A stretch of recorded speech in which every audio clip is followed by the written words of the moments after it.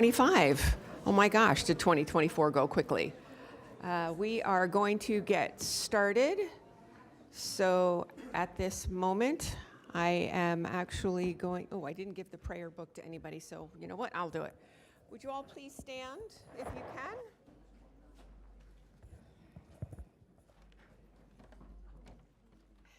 As we enter 2025, let us be humble, let us be thoughtful, let us give thanks. Let us befriend those next to us. Let us say prayers for our troops. Let us say prayers for our new president. Let us say prayers for a peaceful transition. Let us do the work that we've been elected to do here gracefully, cordially. And with that, I say amen. I pledge allegiance to the flag of the United States of America and to the republic for which it stands, one nation, under God, indivisible, with liberty and justice for all.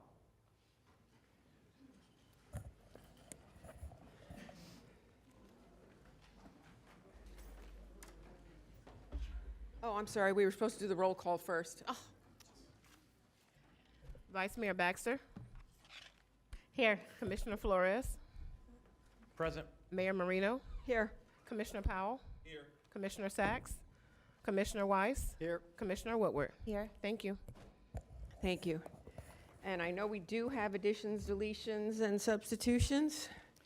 Yes, Mayor, Vice Mayor, members of the board. On page 37, 3X1 has been deleted for further staff review. Page 44, 3CC has a revised motion title as summary. On page 54E has been deleted. Page 54H has been revised, declaring January 7, 2025 as Florida Arbor Day. On page 54I has been deleted. On page 54K has been revised to District 3. And on page 54M is an add-on proclamation as Mentoring Month. On page 58, 5F1 has been added. That concludes our additions and deletions, Mayor. Mayor, I'd like to make a motion to adopt the amended agenda. Second. Thank you. All in favor? Motion carries. Thank you very much. Consent agenda is pages 9 through 49. Does anybody want to pull anything from consent? May I have a motion and a second, please? Mayor, I'll make the motion that we approve the consent agenda. Second. Does the clerk need the people who are saying the motions and the seconds for the record? Do you know who? Okay, perfect. Thank you. Thank you. The consent agenda, all approved? Okay, thank you very much. All right, we're going to go to special presentations, and we have, if you all just bear with us, we have special presentations in one order, but because of special circumstances, we are going to be moving presentations around. So may I ask Commissioner Weiss and Commissioner Powell to take the podiums? And Commissioner Weiss, why don't you start? And Commissioner Powell, why don't you follow? Good morning, and I'd like to ask that we have Jilan de Umre and Jonathan Wimet and Irv Lipman. Anyone else that's here, we're going to be declaring January 2025 as Palm Beach County Museums of Art Month. Come on up.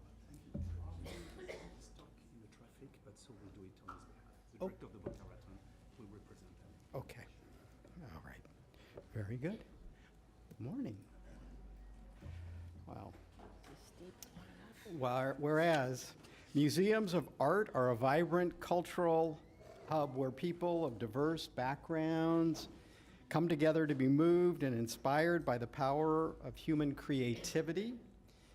Museums are also guardians of our shared cultural heritage, preserving, exhibiting, and interpreting works of art and for future generations. And whereas Palm Beach County is fortunate to have outstanding museums of art, including the Norton Museum of Art and Boca Raton Museum of Art, And whereas these museums are vital parts of Palm Beach County's cultural fabric, together welcoming nearly 250,000 visitors each and every year with exhibitions and programs that serve residents of all backgrounds, as well as tourists from around the world. And whereas with the support of the Cultural Council of Palm Beach County, the Norton Museum of Art and Boca Raton Museum of Art are engaged in an unprecedented collaboration. Simultaneously, they're going to be presenting complementary exhibitions that together celebrate more than 400 years of Spanish art history.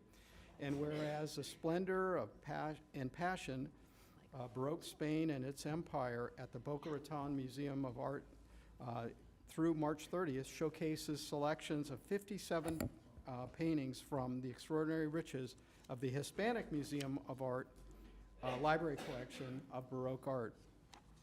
And whereas Sorolla and the Sea at the Norton Museum of Art through Sunday, April 13th, features approximately 40 works of Joaquin Sorolla y Bastida's lifelong connection to the sea on loan from the Hispanic Society for the first time in over 100 years.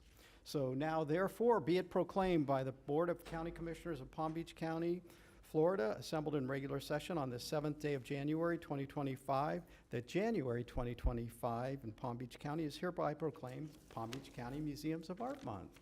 Well, thank you. Congratulations.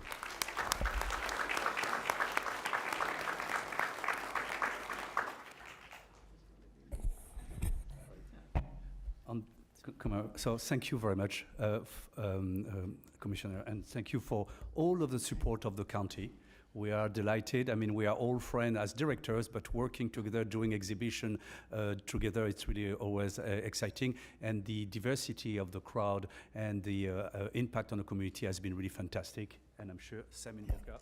Yes, so we invite you to Boca Raton to see the exhibition, but also, since I have you on the dais, many thanks to the county for your ongoing support of the museum, not only through the TTC and the Cultural Council, but your recent contributions for our education programs and also our capital improvements. So we're very indebted to you as well. Thank you. I just want to say how proud we are to have these fine cultural institutions in Palm Beach County. They really do make a difference. When people are looking to potentially relocate or visit, they look to how a community enacts and enhances our cultural programs. And so you all lead the charge. So thank you very much. And let's take a picture. All right.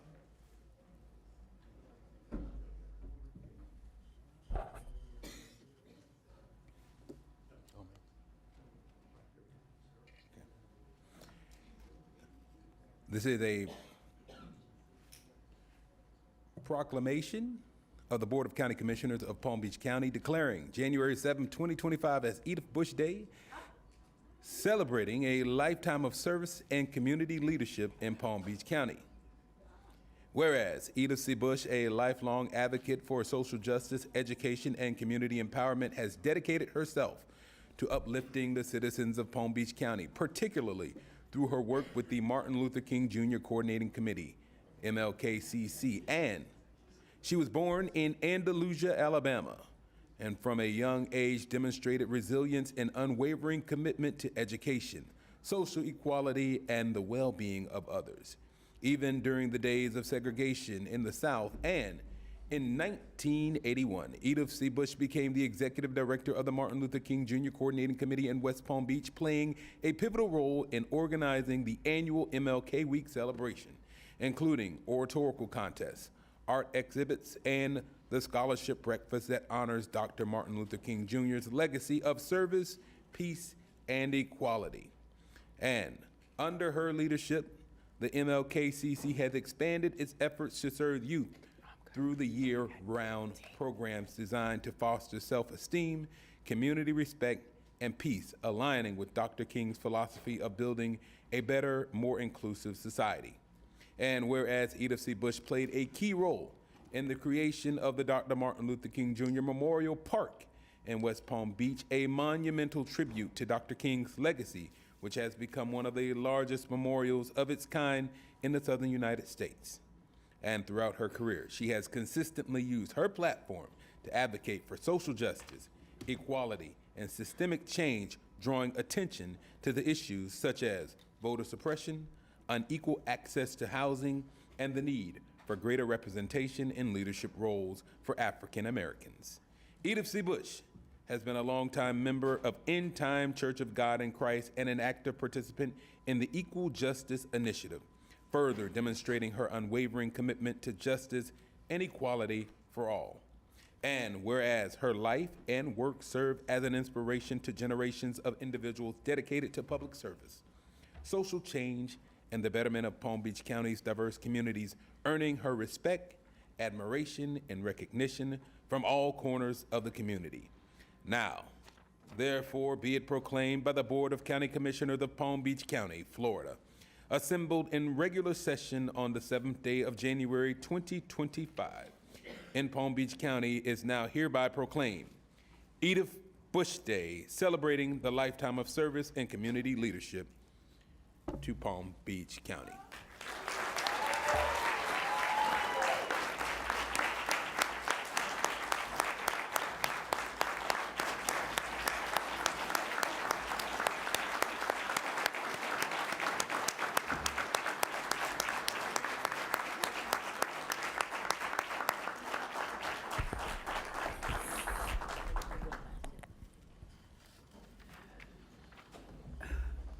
This is such a beautiful surprise.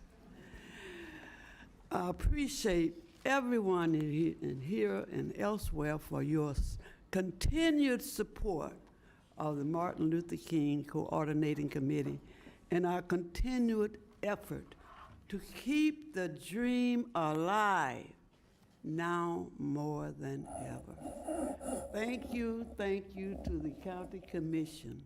On behalf of our organization, thank you and God bless you.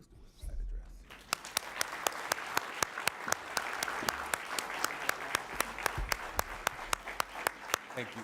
And please keep in mind, right now is the time that the MLK Committee is having its events. On Sunday, it was the oratorical contest, the gospel, and the performing arts at Orthodox Zion Primitive Baptist Church, and the events are listed on the website.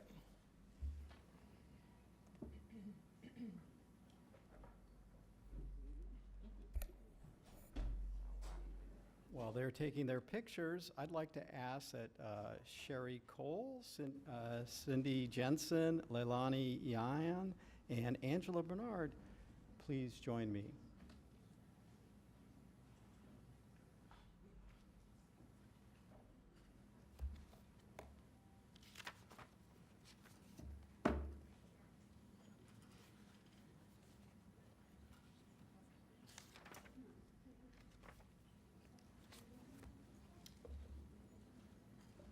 All right.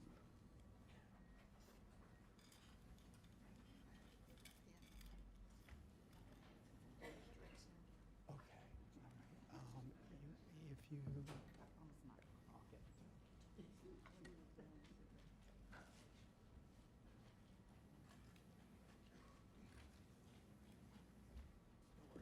All right.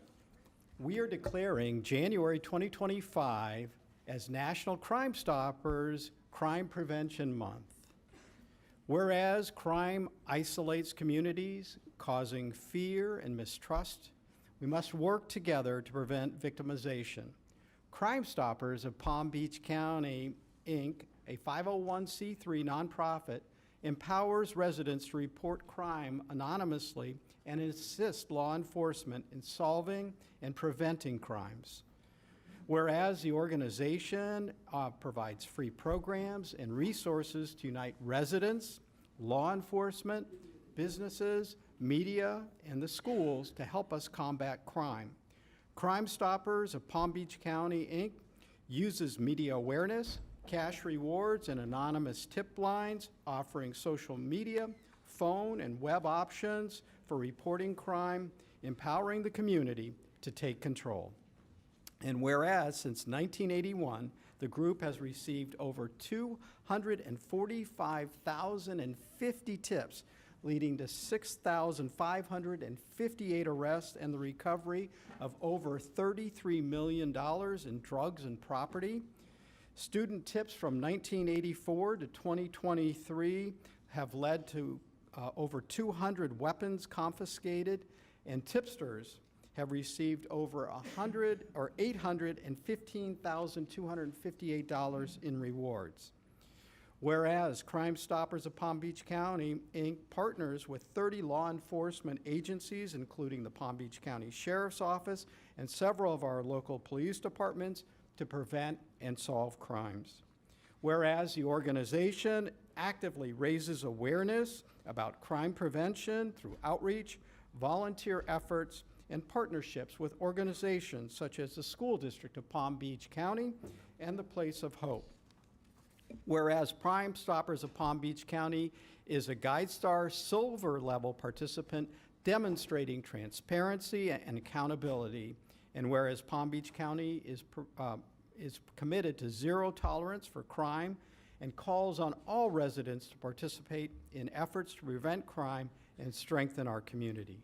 Therefore, be it proclaimed by the Board of County Commissioners of Palm Beach County, Florida, assembled in regular session on the 7th day of January 2025, that January 2025 in Palm Beach County is now proclaimed National Crime Stoppers Crime Prevention Month. Congratulations.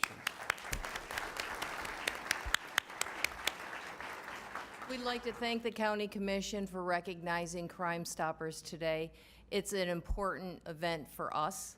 We have been proud to serve this community since 1981 and will continue to do so in the foreseeable future. The safety of Palm Beach County is our primary concern. Thank you.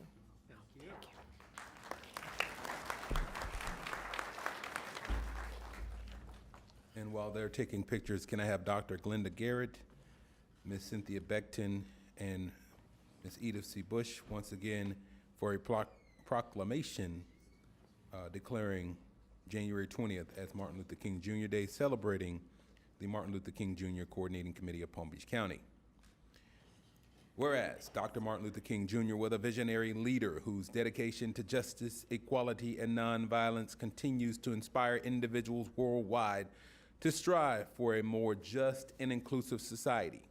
And the Dr. Martin Luther King Jr. Coordinating Committee of Palm Beach County has been a key organization in preserving and promoting Dr. King's legacy since its founding in 1971, working to foster a spirit of community service, social justice, and respect for diversity. And the MLKCC has organized the annual MLK Week, a celebration that honors Dr. King's life and teachings through art exhibits, performances, contests, religious services, and a scholarship breakfast that brings the community together for inspiration and remembrance.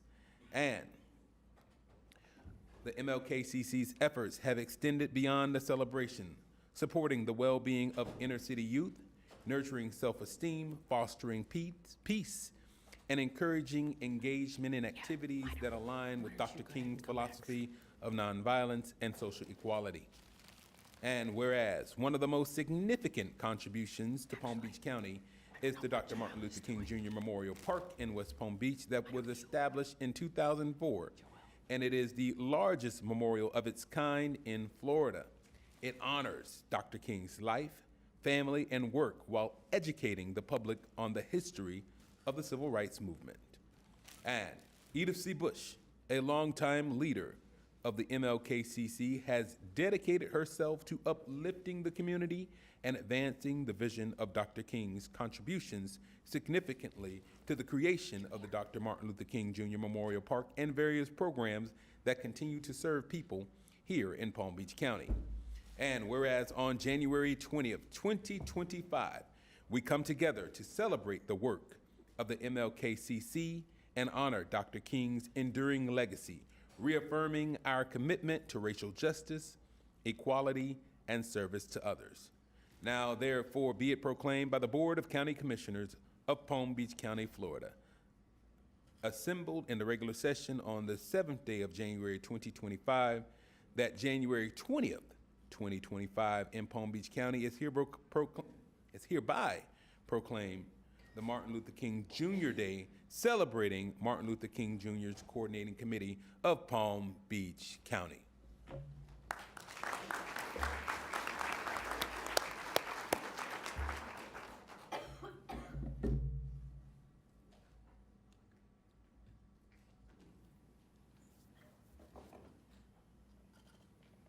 No, let Marcy go and then.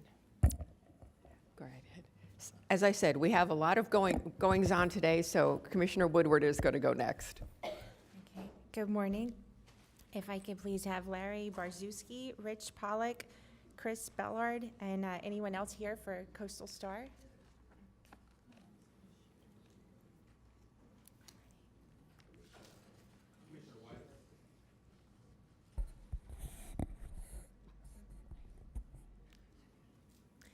So today we are recognizing the Coastal Star's Sweet 16. Whereas the Coastal Star newspaper published its first edition in November 2008, beginning a valuable service to the coastal communities of southern Palm Beach County, which were receiving increasingly infrequent attention from the area's major daily newspapers as the industry downsized in the face of shrinking readership and advertising revenues. And whereas founders Jerry Lower, Mary Kate Lemming, and Chris Bellard, later joined by Price and Carolyn Patton, each with decades of newspaper experience, were inspired to create a newspaper specifically focused on the barrier islands of southern Palm Beach County, where they lived. And whereas during peak months, the Coastal Star distributes more than 16,000 copies to single-family homes and condominiums in South Palm Beach, Lantana, Manalapan, Ocean Ridge, Briny Breezes, Boynton Beach, Gulfstream, Delray Beach, Highland Beach, and Boca Raton. That's my entire district, thank you. Whereas over the past 16 years, the team of dedicated journalists have provided local government news, as well as feature articles about dining, health, philanthropy, environment, outdoors, gardening, religion, pets, tots and teens, and arts and culture. And whereas the Coastal Star focuses on the people living in the coastal communities with monthly profiles in its Meet Your Neighbor, Coastal Star, and Celebrations columns, and also includes advertisements to inform readers of local businesses.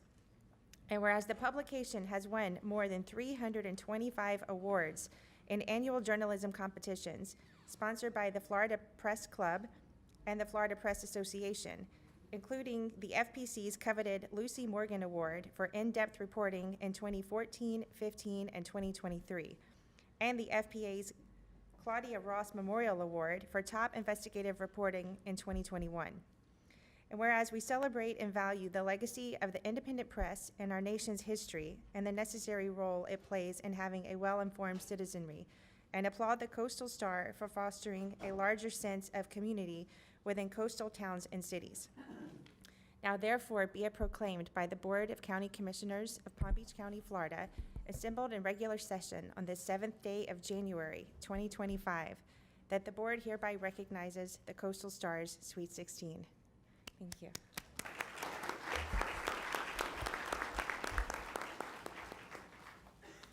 We realize that most of you don't live in that area, might not see our paper, so we've brought copies for you. We want to thank you. I'm here with Chris Bellard, who is one of the three founders of the newspaper. Mary Kate Lemming and Jerry Lauer are out of the country and couldn't be here. And Rich Pollock, who has been a stellar reporter here for since the paper began, And we want to continue to provide that hyper-local coverage for many more years into the future. I know you don't see us at your commission meetings, but I assure you, if you were at a town hall meeting in Manalapan or Briny Breezes or Highland Beach, you'd probably bump into one of us. Thank you.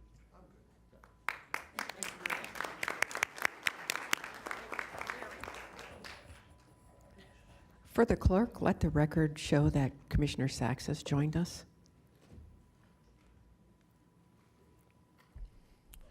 And while they're taking their photo up, we're going to be declaring January 25th, 2025 as the Susan G. Komen More Than Pink Walk Day. I would like to invite Danielle Crouch, the development manager for Susan J. Komen, to come up, and any other members from the organization.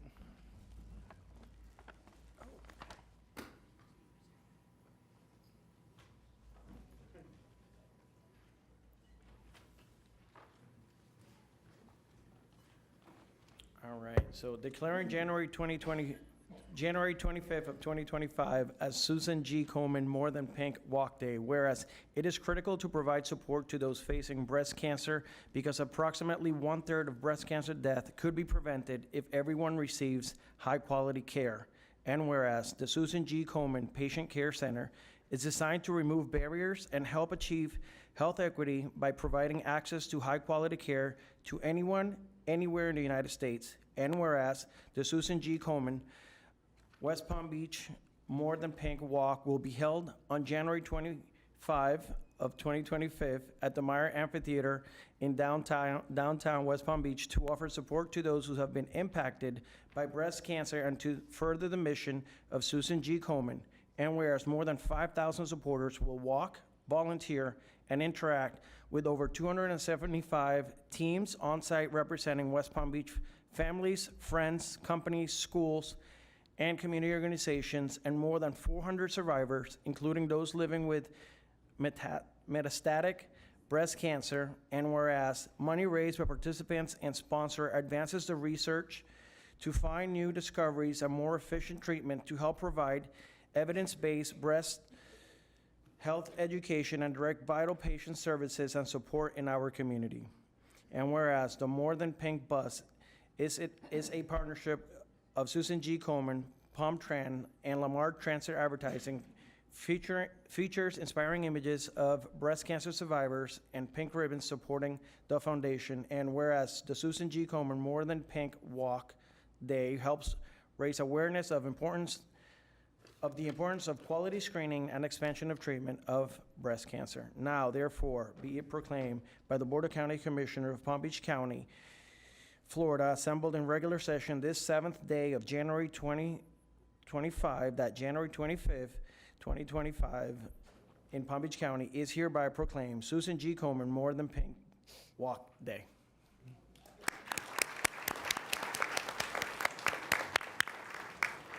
By the way, I volunteered. I've been past vice chair of your committee.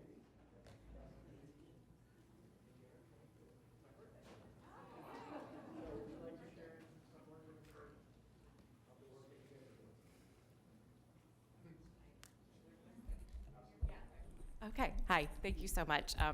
Just wanted to thank you all for allowing us to be here and to recognize some of our breast cancer survivors. We have warriors here every year that step up and help us not only raise awareness, but raise funds for our cause. And so we have some of those ladies here right now, as well as representatives from Palm Tran and Lamar Advertising, who help us with the big bus that promotes the bus that goes around town. The bus is not here today because it's still in production, but it will be ready soon, and you'll see it around town.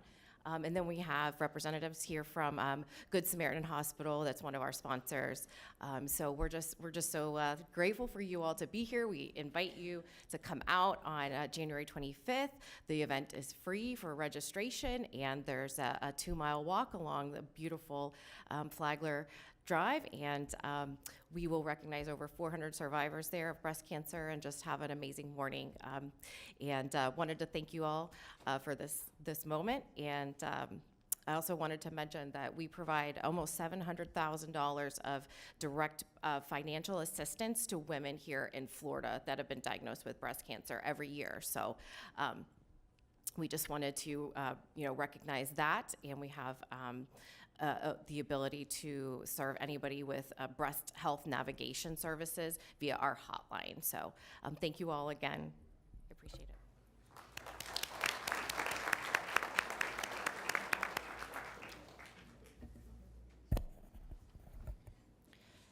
Okay, if I could have Alyssa Kramer, Tammy Fields, Ike Powell, Dr. Seth Bernstein, Gwen Williams, Wen Phils Aim, and any other representatives here for Mentoring Month.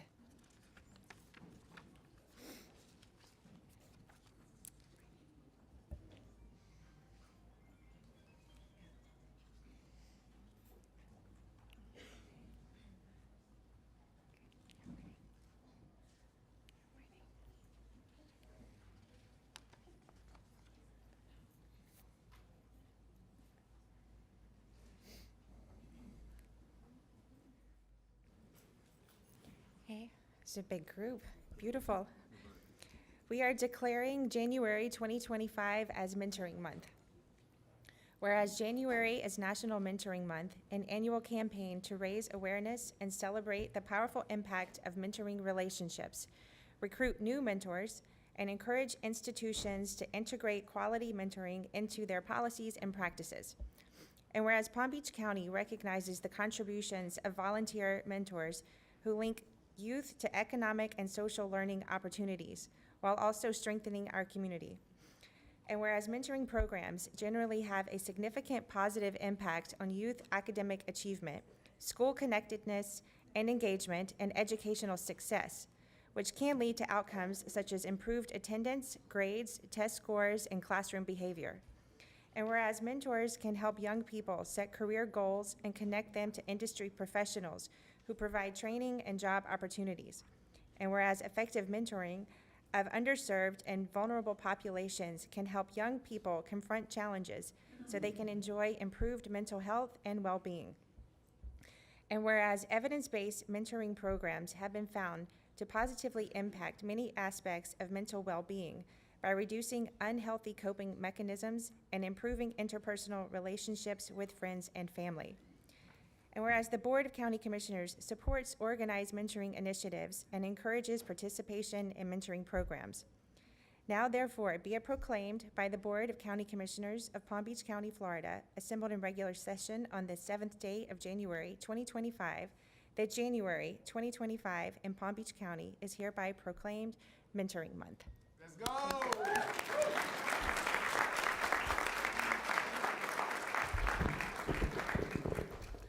Wow. Good morning, Commissioner Woodward, Mayor Marino, Vice Mayor Baxter, and all commissioners, Administrator Baker, and everyone. I'm Mike Powell with the Youth Services Department, Outreach and Community Programming Division Director. Thank you so much, Commissioner Woodward, for sponsoring this proclamation. We are very grateful for this proclamation declaring January as Mentoring Month here in Palm Beach County. Thank you to the entire Board of County Commissioners and County Administration for your support and all that you do. Mentoring connects youth with a caring adult that listens and develops a relationship, having very powerful impacts on the success of our young people here in Palm Beach County, whether it be their personal, their academic, or their professional situations. Many youth have experienced some form of trauma, and by being connected with a caring adult who provides emotional support, the youth is able to become resilient, thrive, and achieve great life outcomes. The county's Youth Services Department and My Brother's Keeper Network of Palm Beach County, along with various partners, for example, United Way of Palm Beach County, Children's Services Council of Palm Beach County, and a host of organizations across the county foster high-quality mentoring programs for youth throughout the county. We need more mentors. On January 24th at noon, we, along with United Way Palm Beach County, will be hosting a mentor recruitment event for county employees at the county's Vista Center at noon. It's a lunch and learn, and we invite all county employees to attend. I would also like to recognize those that are joining me here today. We have with us several representatives from the various mentoring agencies. Also, I want to recognize and thank Assistant County Administrator Tammy Fields for her continued support, Youth Services Department Director Elisa Kramer for her support, and everyone for their support. And Seth Bernstein from United Way, our key partner in this mentoring initiative, would like to express his thanks also. So again, thank you all very much. Wow, I don't really know what more I can add to that, Ike. But anyway, my name's Seth Bernstein. I'm with United Way of Palm Beach County, here representing our mentor team. Unfortunately, Dr. Lori George, our president and CEO, couldn't be here today, but we're very grateful, Commissioner Woodward, for this proclamation, and to all of you for your continued support of our mentor initiative in Palm Beach County. I know there's a couple new commissioners. Congratulations on sitting up here. We look forward to sharing more information with you about what United Way does, although I know you're both familiar with it. But for those of you that don't know, we've been in our community 95 years this year, and we're here serving the community through 100 programs and initiatives that we fund and partner with, and we provide access to the basics. And we do that through several initiatives, including our Hunger Relief Initiative, which the county is and a huge partner with, and thank you for that. We also have our Mission United Veterans Initiative. We have our My Free Taxes initiative, initiatives for folks with special needs, and then our youth development area. So that's where our Mentor Center comes in. Mentoring has been here in Palm Beach County for about 20 years, and this effort cannot be done without the support of you all and your staff, including support from Children's Services Council. So you've heard about the outcomes of what a mentor relationship can do, and what we say is mentoring changes 2 lives. So it changes the life of the youth. It also changes the life of the adult who is volunteering their time to help a mentor. We do outreach activities and mentor recruitment activities all year round, and this is not our first time having it here for county employees, and we really appreciate the opportunity to do that. We have a partnership with 60 programs here in Palm Beach County. Many of our friends are right here. Wow, that is a nice big crowd, isn't it? Lots of friends in this space, and they serve over 5,600 youth, and they're changing their lives each and every day. So we want to thank you all again, and all of our partners and nonprofits that are in this work, and really look forward to years ahead, really serving these youth and changing lives. So thank you again, Commissioner Woodward, and to all of you for what you do to support our youth.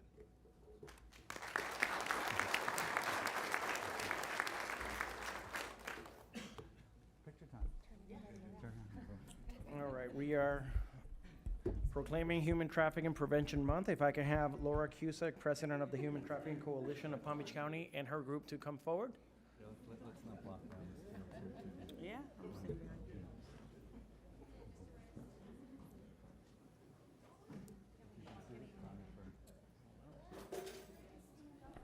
All right, declaring January 2025 as Human Trafficking Prevention Month, whereas human trafficking is a form of modern-day slavery impacting nearly 25 million people worldwide and occurs when a person is recruited, harbored, obtained, or exported through force, fraud, or coercion for the purpose of sexual exploitation, forced labor, involuntary servitude, debt bondage, and other methods of slavery. And whereas human trafficking is the fastest growing criminal enterprise in the world today and is tied to arms smuggling as the second largest international criminal industry. And whereas human traffickers view Florida as one of the most attractive destinations and transit points for the victims and accounts for the third largest call volume to the National Human Trafficking Hotline. And whereas Palm Beach County was the first of Florida's 67 counties to implement an ordinance requiring posting of informational signs at certain types of facilities to inform potential trafficking victims of remedies and protections provided by federal and state law. And whereas reports from the Florida Department of Children and Families indicate that among the calls to the Child Abuse Hotline in Palm Beach County in 2024, there were over 75 reports of trafficking of minors, 30 of which were reports of commercial sexual exploitation of children, and 4 reports of labor trafficking of children. And whereas Palm Beach County is committed to sending a strong message to perpetrators that our county has zero tolerance for all forms of human trafficking. Now therefore be it proclaimed by the Board of County Commissioner of Palm Beach County, Florida, assembled in regular session this 7th day of January 2025, that January 2025 in Palm Beach County is hereby proclaimed Human Trafficking Prevention Month. Thank you so much. Thank you so much. It's an honor to be here. Thank you, Commissioner Flores and previously Commissioner Baxter, for sponsoring this proclamation. It is definitely an issue here in Palm Beach County. You see here, there's quite a few here in our county. Many agencies are part of our coalition that are passionate about combating this issue. I just want to share, this past year, our volunteers have educated over 11,000 people here in Palm Beach County, middle and high school youth through the school districts, medical staff, hotel staff, service providers, and also drug treatment facilities. So we're very active. This year, our target areas are students in Title I schools, trying to get to the most vulnerable youth here in our county, as well as more staff at drug treatment facilities, and then hopefully all the hospitals in Palm Beach County is our goal, to just really get the frontline medical staff educated. I really want to recognize our task force, who does the work every single day, day in, day out, working with these victims, identifying them, bringing them out of cases, providing direct services. It's unmatched, a model model for the rest of the country. So very grateful for them and the law enforcement advocates there. We also have with us here today County Victim Services, Catholic Charities, Rescue Upstream, Flight, Silo, as well as FBI and PBSO. So thank you for your continued support. And again, thank you to all of our partners here who do this work every day.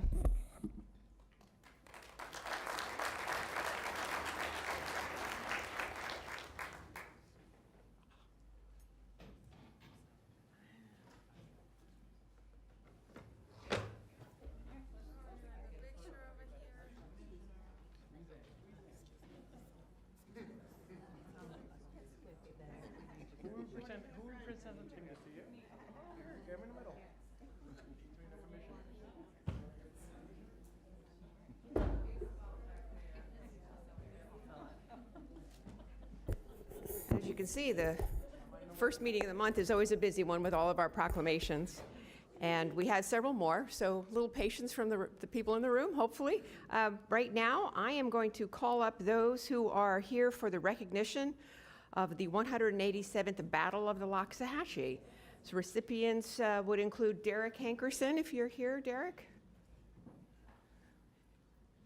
Nice to see you. Lori Corey, Dick Kazmar, Tammy Fields, Jennifer Cirillo, Paul Connell, and Cliff Battles, and whoever else wants to take part in this.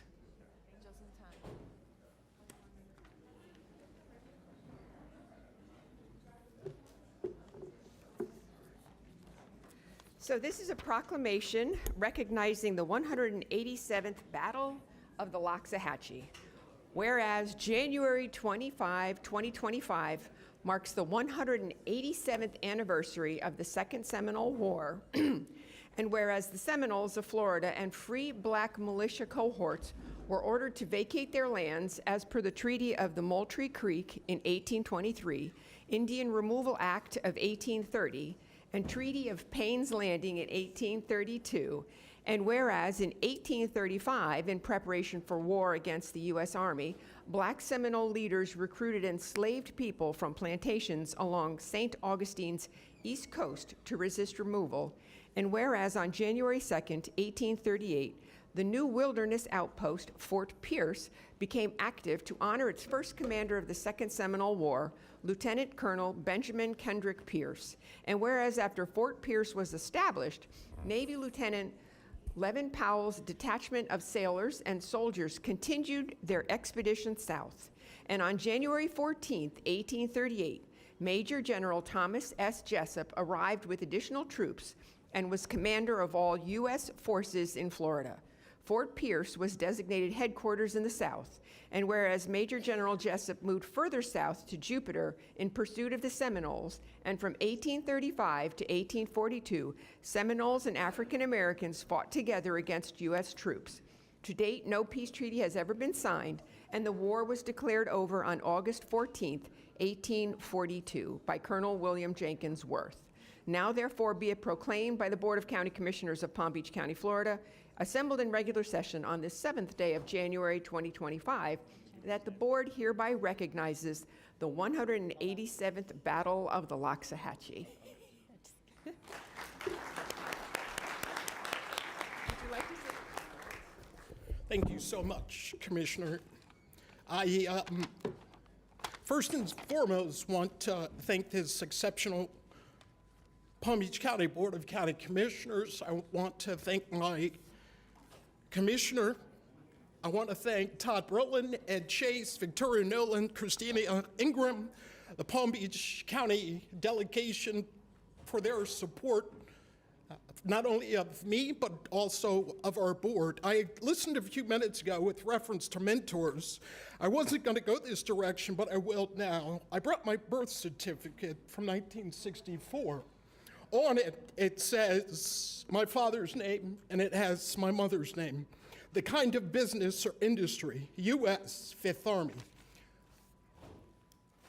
My dad, when I was born, had worked at DOD, the War Department, the Secretary of the Army. So I grew up with a wonderful mentor. My dad, as a native of Chicago, made sure we learned this exceptional American history, not only with reference to Black Hawk, but our family is also from Michigan, so we learned about Nathan Boynton. Our family lives in Boynton Beach, to include. We have part of our family that's from New York and had 3 family members who served in the American Revolution. And if you look at the photo of George Washington crossing the Delaware, there is a black man on the front of that boat. What's my point in all of this? My point in all of this is that Native Americans, Hispanics, and Africans have been fighting for freedom and independence since 1513. In fact, North Africans ruled Spain for 700 years, from 711 to 1492.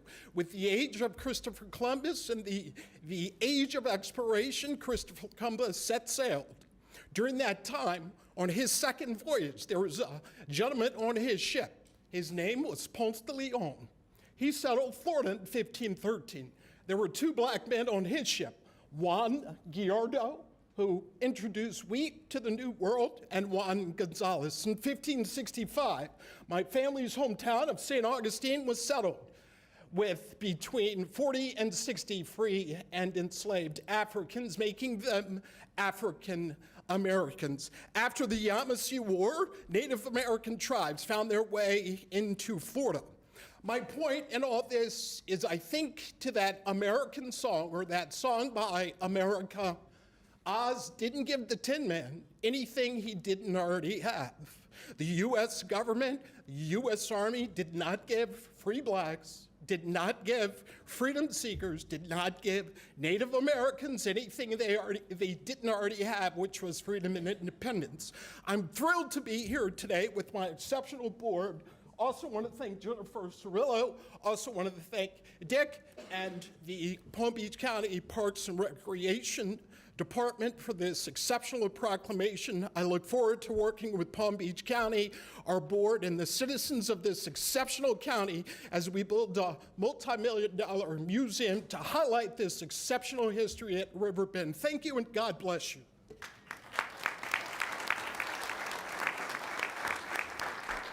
I just want to quickly add for the public watching, there are battlefield events in the park hosted by the Loxahatchee Battlefield Preservationists and the Florida Black Historic Research Project later this month. Please go to pbcparks.com to learn more. Get out in the park and learn from this history. It's incredible, and being involved is really important.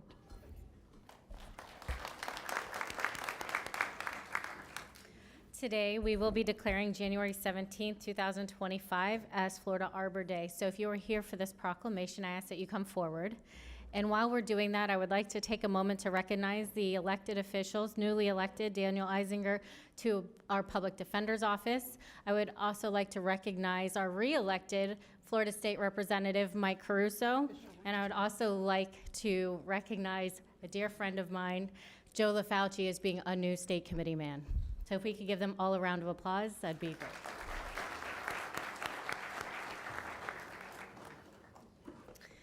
So, for Florida Arbor Day, whereas this year marks the 139th annual celebration of Florida Arbor Day, a statewide event that was initiated in 1886 to recognize the importance of trees and forests for the environment. And whereas trees play a vital role in providing shade, reducing urban heat, improving air quality, and supporting biodiversity. Whereas the citizens of Palm Beach County have consistently advocated for initiatives, including increasing shade coverage to combat extreme heat and enhanced flood mitigation. Whereas the county is working to enhance climate resiliency and sustainability by promoting the plant and care of trees, integrating urban forestry into its climate action plans, and incorporating community input that includes diverse needs and perspectives. Whereas the results of these efforts are being realized through the expansion of tree canopy coverage, achieved through community planting and residential tree giveaway events. Whereas through the county's strategic plan and performance management, environmental protection cross-departmental team made up of 12 departments, environmental stewardships remain integral to the county's strategic priorities that aim to protect, preserve, and enhance natural resources while fostering a sustainable, resilient community. Now therefore be it proclaimed by the Board of County Commissioners, Palm Beach County, Florida, assembled in regular session the 7th day of January 2025, that January 17th in Palm Beach County is hereby proclaimed Florida Arbor Day.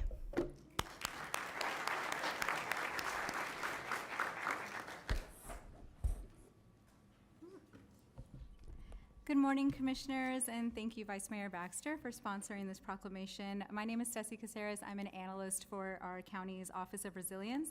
I'm joined today by my Environmental Protection cross-departmental team colleagues. The Environmental Protection CDT is really excited for our proclamation today because trees provide numerous environmental benefits that impact all of our work. For example, our Environmental Resources Management Department strives to preserve tree canopy in our natural areas.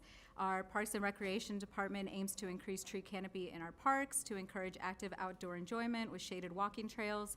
And the Office of Resilience is analyzing tree canopy and strategizing how to reduce urban heat islands that affect our residents. So one main example of how the county's departments and our community partners are working together is through the Resilient Glades Tree Campaign, in which we're partnering with the Parks Department and a local urban forestry nonprofit, Community Greening, to expand tree canopy in the glades through tree plantings and residential giveaways. And just a shout out that our next giveaway will be at 10 a.m. on January 25th at the Shiloh Missionary Baptist Church in Pahokee, which is open to Glades residents. Thank you.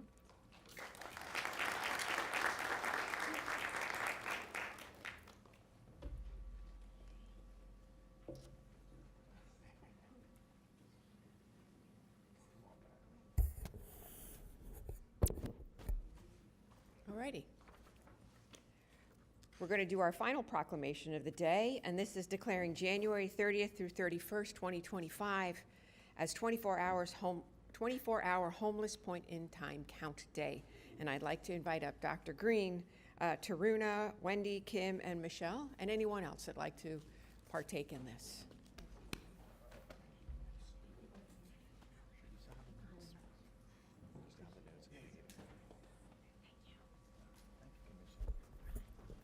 Come on up, don't be shy.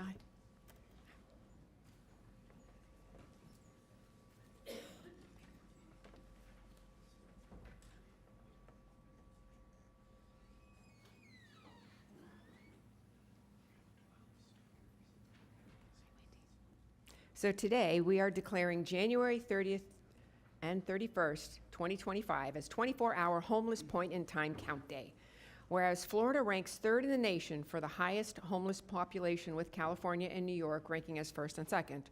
And whereas according to the Department of Housing and Urban Development, homelessness is defined as people who lack a fixed, regular, and adequate nighttime residence, individuals or families who will imminently lose their primary nighttime residence, families with children or youth who are inconsistently housed, or people fleeing or attempting to flee domestic violence or life-threatening situations related to violence. And whereas each year, the Palm Beach County Homeless and Housing Alliance conducts the Homeless Point in Time Count to determine the number of sheltered and unsheltered people experiencing homelessness over a 24-hour period in Palm Beach County. And whereas the Palm Beach County 2024 Homeless Point in Time Count identified 2,126 individuals and families experiencing homelessness. And whereas the Homeless Point in Time Count data helps local communities identify and plan services and programs to appropriately address local needs, measure progress in decreasing homelessness, and identify strengths and gaps in a community current homelessness assistance system. And whereas the Palm Beach County Homeless and Housing Alliance has developed Leading the Way Home, a comprehensive plan designed as the next phase of ending the cycle of homelessness in the county. Now therefore be it proclaimed by the Board of County Commissioners of Palm Beach County, Florida, assembled in regular session on the 7th day of January 2025, that January 30th through 31st, 2025 in Palm Beach County is hereby proclaimed 24-hour Homeless Point in Time Count Day. Dr. Green? Thank you. Thank you very much, Mayor, Vice Mayor, Commissioners, Administrator Baker. We are excited about this year's Homeless Point in Time Count. Every 2 years, HUD instructs communities across the entire country during the last 10 days of January to mobilize the community and to count unhoused individuals. And we have elected to do the point in time count every year instead of every 2 years. And it is a phenomenal time where we're usually with 200 volunteers, law enforcement, service providers, and just members of the community, counting individuals who are unhoused, sleeping in their cars, in parking lots, sleeping under bridges, in parks, and in different areas, so that we can have our fingers on the pulse of what's happening here in terms of our unhoused population. And so we thank all of you who participated in the homeless point in time count in the past, and we invite you, if you're interested, to participate this year on January 30th, starting at 12 o'clock p.m. If you are interested in participating, I have a number that you can call. You can reach out to us at 561-767-1832 or email Michelle Howell at mhowellp@pbc.gov. And I want to invite our Homeless and Housing Alliance partners here to say a few words. Joey sits on the executive board and has a tremendous story in this space, and so we want to give him a chance to say a few words. Thank you. Thank you. Good morning, everybody. My name is Joey Nieves, and I'm the Director of Homeless Outreach at the Lord's Place. So I want to thank you all for giving me this opportunity to say a few words. Every year I get a chance to be a part of the Pit Count Planning Committee, and let me tell you, it's a lot of work behind the scenes planning this thing, but we get it done every year. And my favorite part of the Pit Count, yes, the data is very important because we use that for funding streams and to know what programs we need to fund.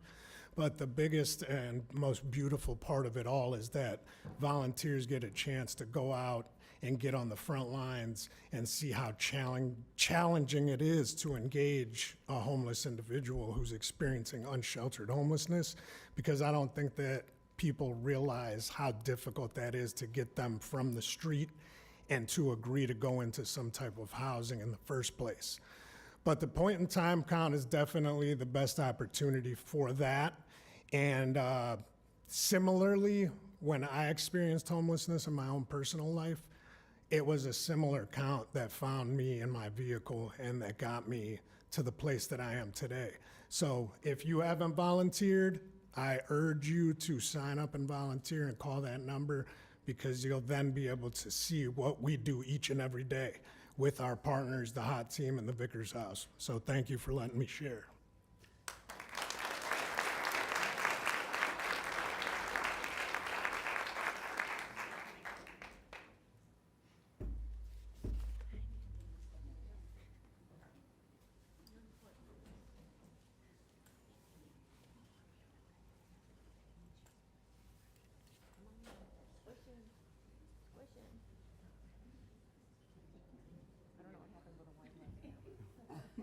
Just saying.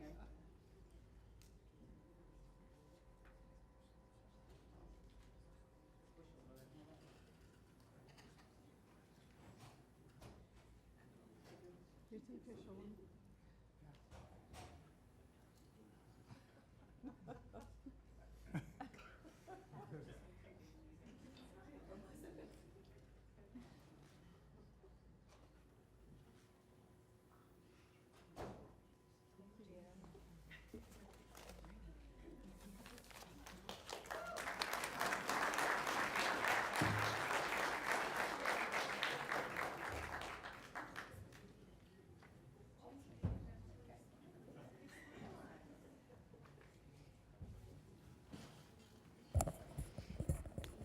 Well, good morning again.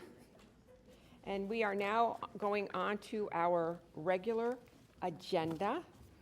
But before we do that, I just want to let everybody know we have our agenda may be long, so we are going to recess at 12:45. We will come back at 2 o'clock for Matters by the Public, and if we need to conclude our regularly scheduled meeting, we will do that after Matters by the Public at 2 o'clock.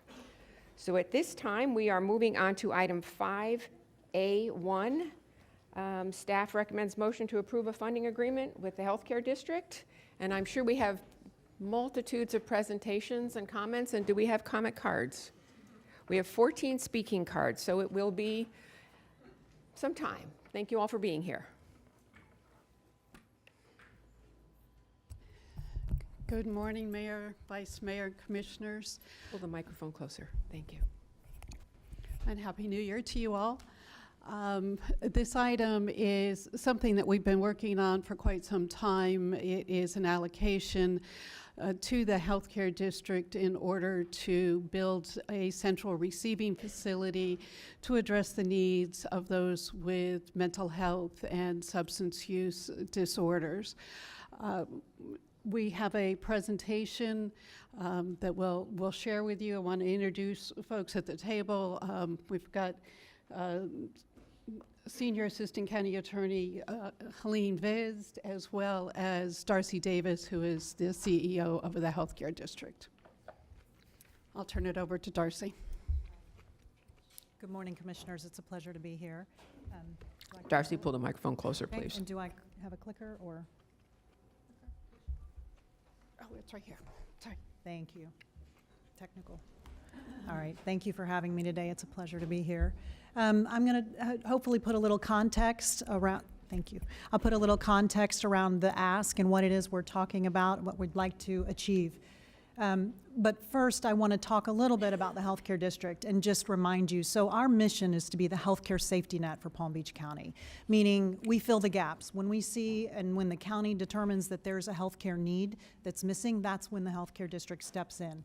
All the way back to 1990, when the healthcare district really first got started, was to help support the trauma system, at that time it was really a lack of trauma care, coordinated efforts. So the healthcare district stepped in. Today we continue to be the trauma agency. We own and operate the Trauma Hawk helicopters in partnership with Palm Beach County Fire Rescue, who ride in the back. And we've continued to do that over the years as we've identified other needs. So for example, Lakeside Medical Center in 2004, the healthcare district owns and operates the only public hospital in Palm Beach County out in the Glades. In 2013, when the state pulled back funding for primary health care to the Department of Health, the healthcare district took over 26,000 primary care patients, 4 federally qualified health centers, and today we have 10 federally qualified health centers and almost 50,000 patients. But, we later took on dental from the Department of Health, but as you can see, sort of as the needs arise, the healthcare district steps in. We were called to respond in 2017 during the opioid crisis, and in partnership with JFK North and the county, developed a public-private partnership that resulted in what the governor ultimately replicated as the CORE project. So we developed a system that is still in effect in terms of the warm handoff to our federally qualified health center for substance use and mental health. And then, of course, no one can forget the COVID pandemic. Our Army were on the streets. We were the ones that set up the testing sites at the Fit Team Ballpark. We were the ones that set up the vaccination sites and, again, ground transport. So today, as you can see the evolution, we step in when there's a need. And today we want to talk a little bit about the perhaps lack of sustainability of the existing partners in the mental health space. It's not a business model that makes sense. As you can see, public or private partners come and go out of the market, and I think that's going to continue to happen until we develop a sustainable solution. So what's actually happening? The data we have in 2022 shows that over 27,000 attempts to seek care in emergency departments and hospitals for adults and children were attempted. Also in 2024, more current data, there were 7,000 Baker Acts in Palm Beach County. By the time it gets to a Baker Act, you're looking at inpatient bed, you're looking at a longer term, more complicated situation. Our goal is to get upstream. Complicating matters even further, you can see that 316 people actually had more than 3 Baker Acts. And I'm sure you'll hear today that that's not uncommon. A number of people, I've actually met several who said, I've had 28 Baker Acts. That's not uncommon. And it tells you that something's wrong with the system, right? In terms of cost from a business perspective, when someone is seeking those higher end services, those more acute services, a hospital or an emergency department visit, that's incredibly expensive, and it's not the best solution.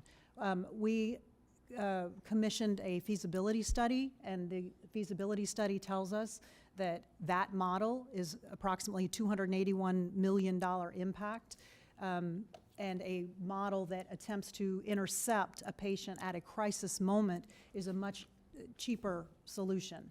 It's not just the central receiving facility that I'm going to talk about today, but it's a coordination of multiple efforts, including mobile units, a robust 211-988 system in partnership with a central receiving facility.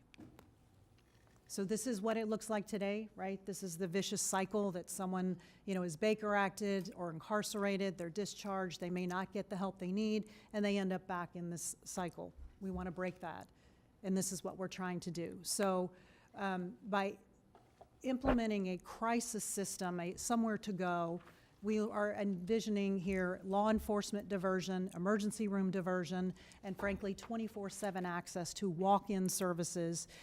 It's not licensed as a psychiatric ER, but it is similar to that concept where you centralize your resources. That crisis center has specialized, skilled professionals, mental health professionals, psychiatrists, psychologists, peers, and embedded in there are all of the elements that are going to be necessary to help identify and assess what the individual's needs are, and then stabilize the person. We typically use the term chairs. That is the best practice when you're getting upstream. You're not putting someone in a bed.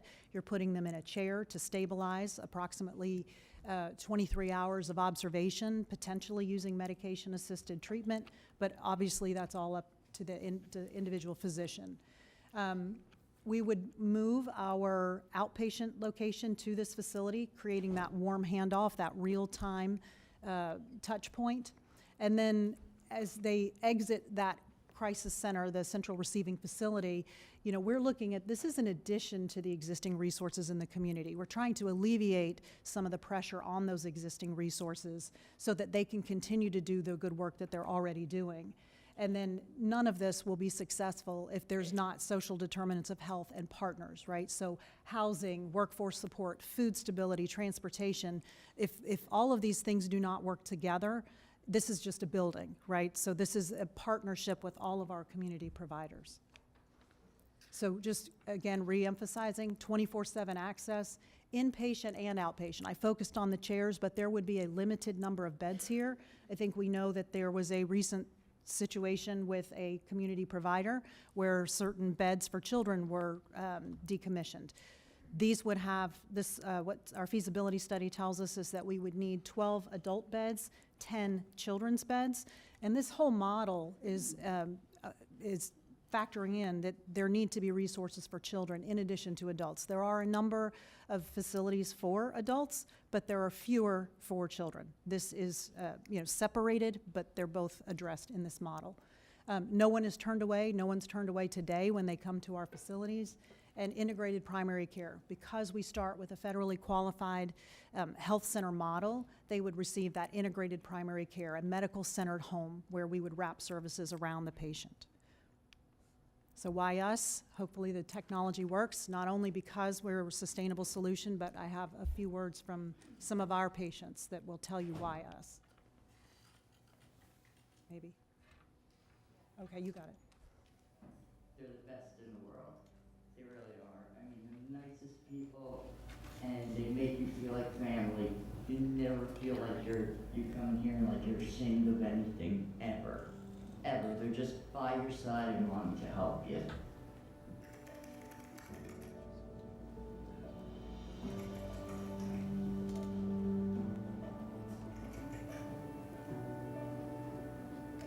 I matter.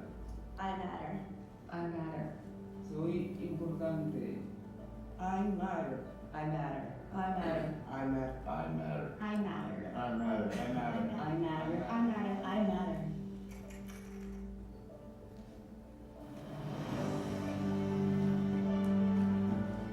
And my life matters.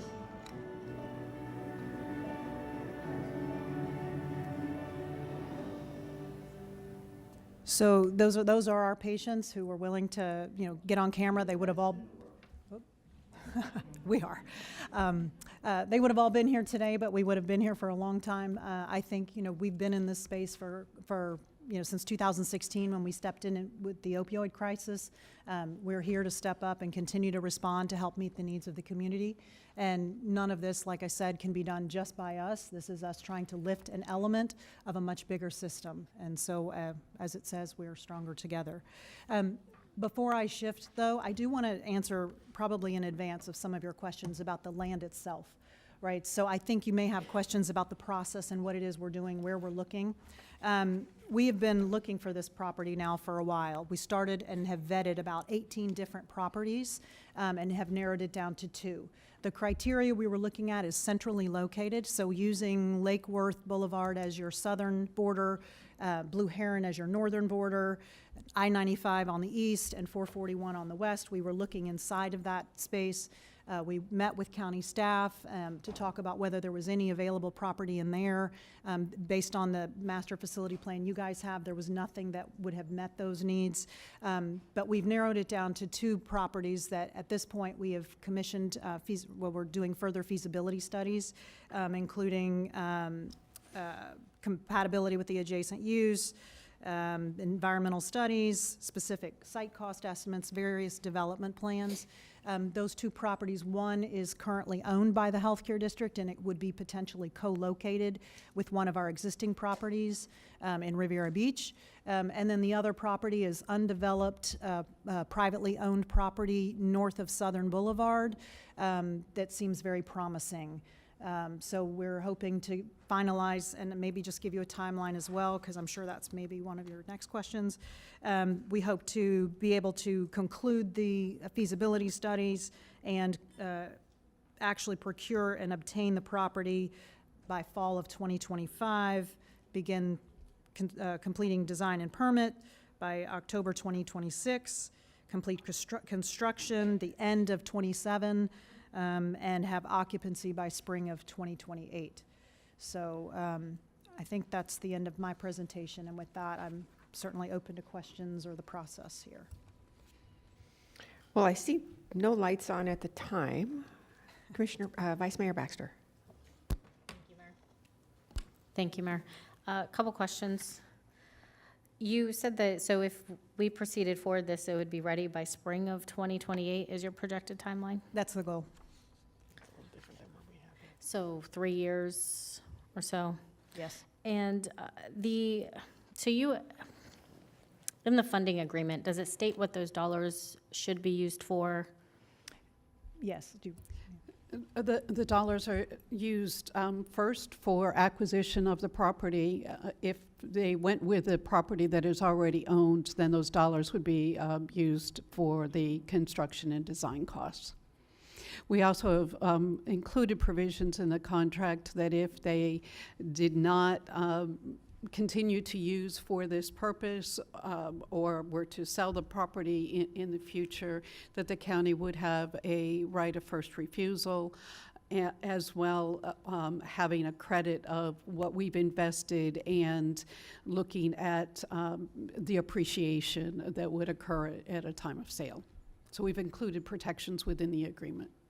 And how much money is the healthcare district providing towards this? So we anticipate that the total cost of the building itself would be around $60 million, and not including the cost of the land acquisition. And then at this point, we anticipate that we've done a pro forma that shows approximately $30 million a year to operate. But of course, we will continue to bill and collect where possible. If someone has insurance, we will be billing their insurance. We'll be looking for federal grant opportunities, state opportunities for operations. And if we don't get any grant or other outside funding, who is paying this $30 million a year? Healthcare district. Solely the healthcare district? You are not coming to the county for any money? We're not. Okay. Also, with the $10 million, did we, and this is more for the administrator, did we look at other companies that would possibly provide similar services? No, we did not. This was a directive from our Board of County Commissioners at the time that we received the ARPA funds. And they allocated, we were in the throes of major epidemic with opioids and trying to work together to get this resolved, or at least locations where people can be treated. And the board directed us to work with the healthcare district and allocate those $10 million, not 14, $10 million.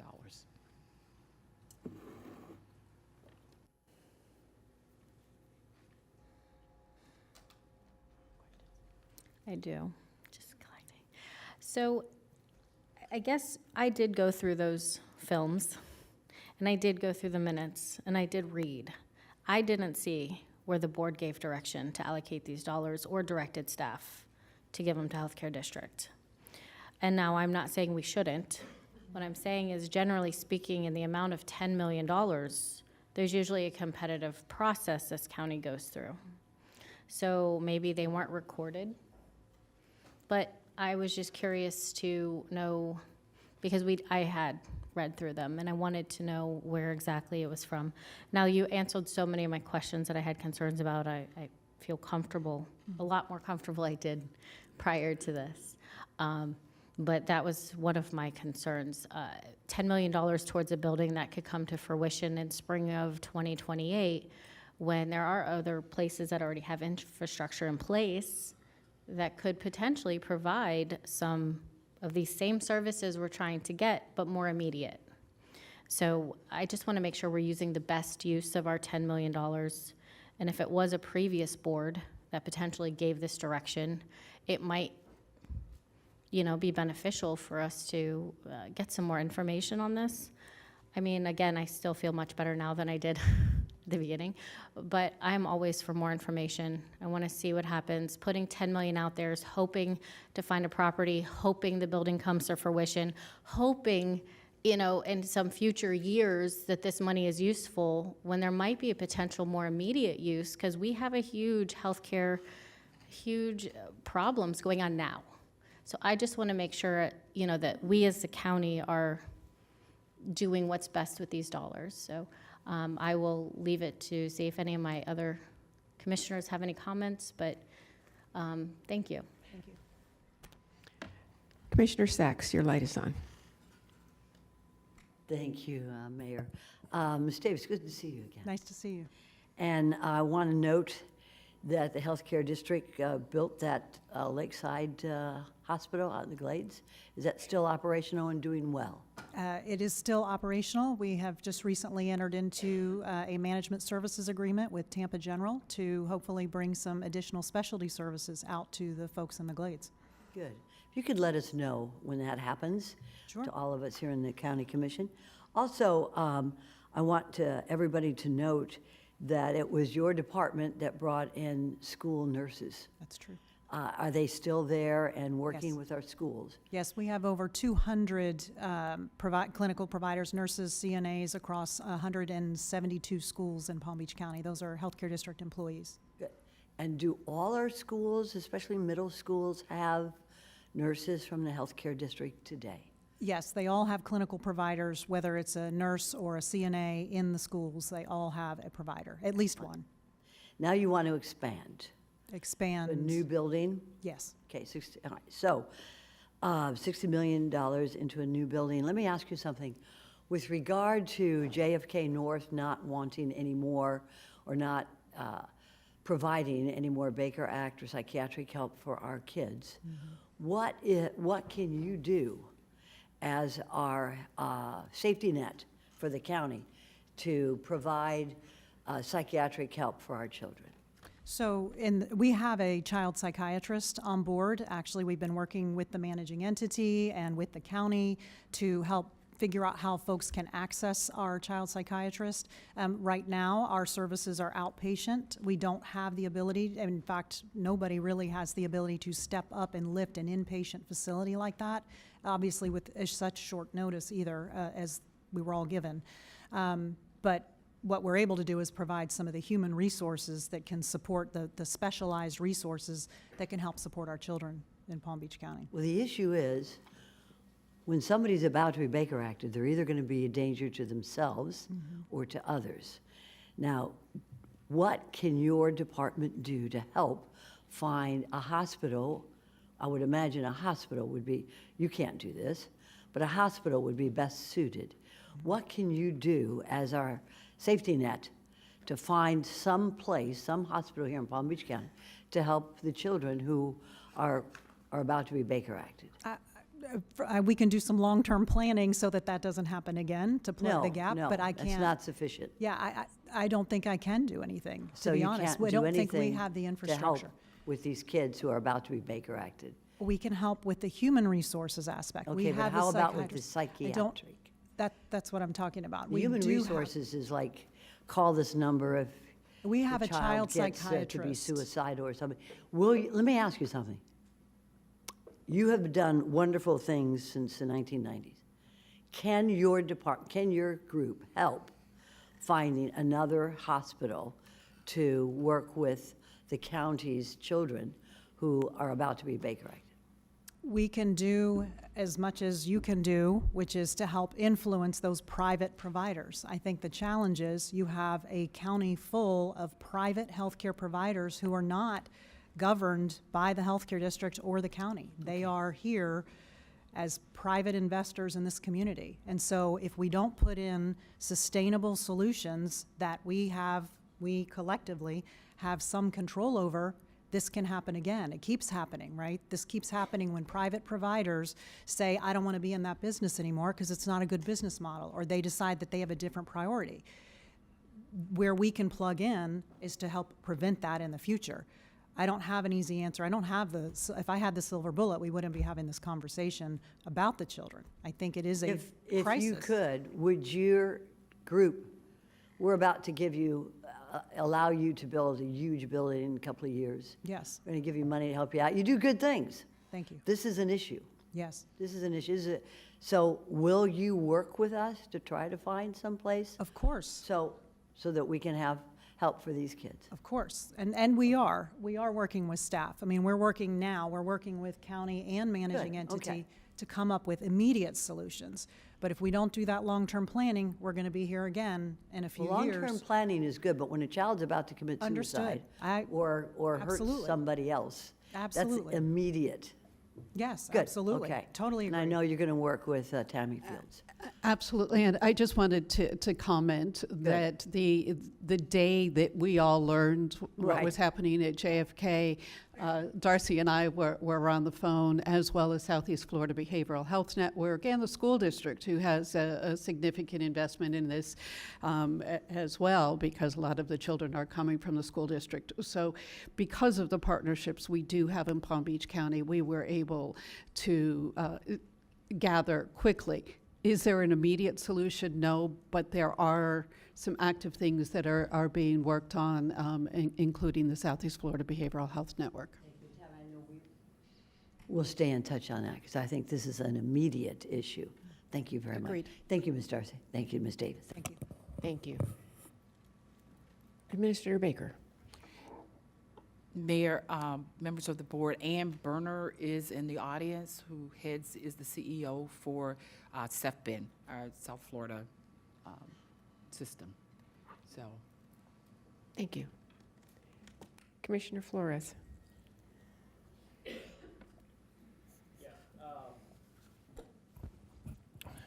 So I want to jump on Commissioner Sachs' comments, because this is something that I brought up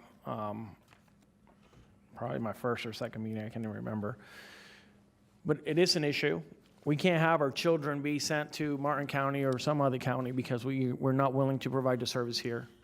And we need to, if we need to hold a meeting with all the CEOs of all the different hospitals in the county, then we need to do that. But we need to provide that service. I understand that hospitals are a business and they need to make a profit, but at the end of the day, we need to serve our people.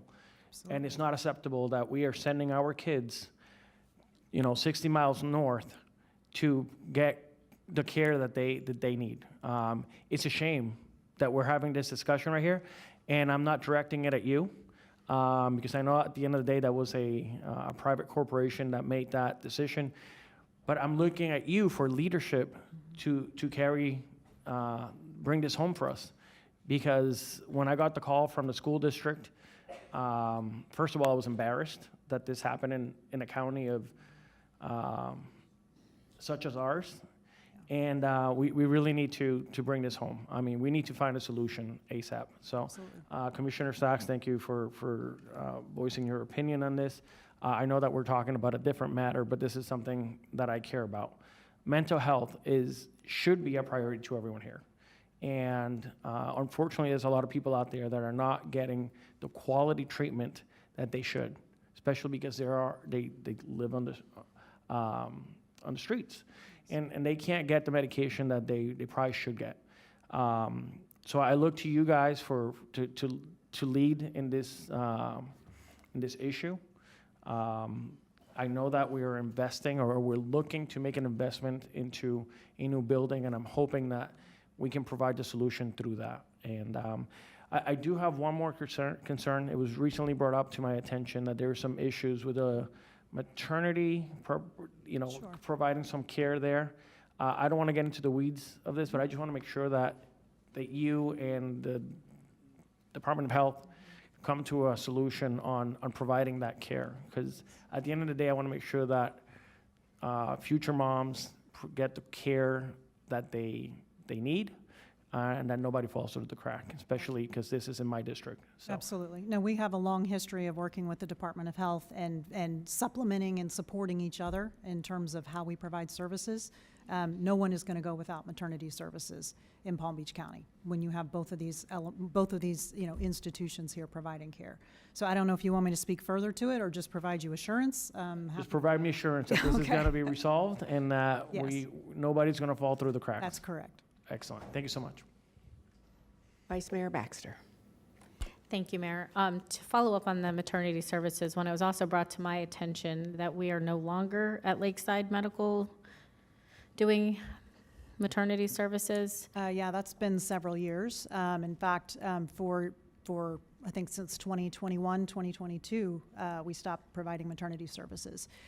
There were not enough resources and there was not enough demand. So, less than 20 deliveries in a month, it's not a safe practice. When you have 6 moms that are very high risk delivering, you need very skilled, frequent frequent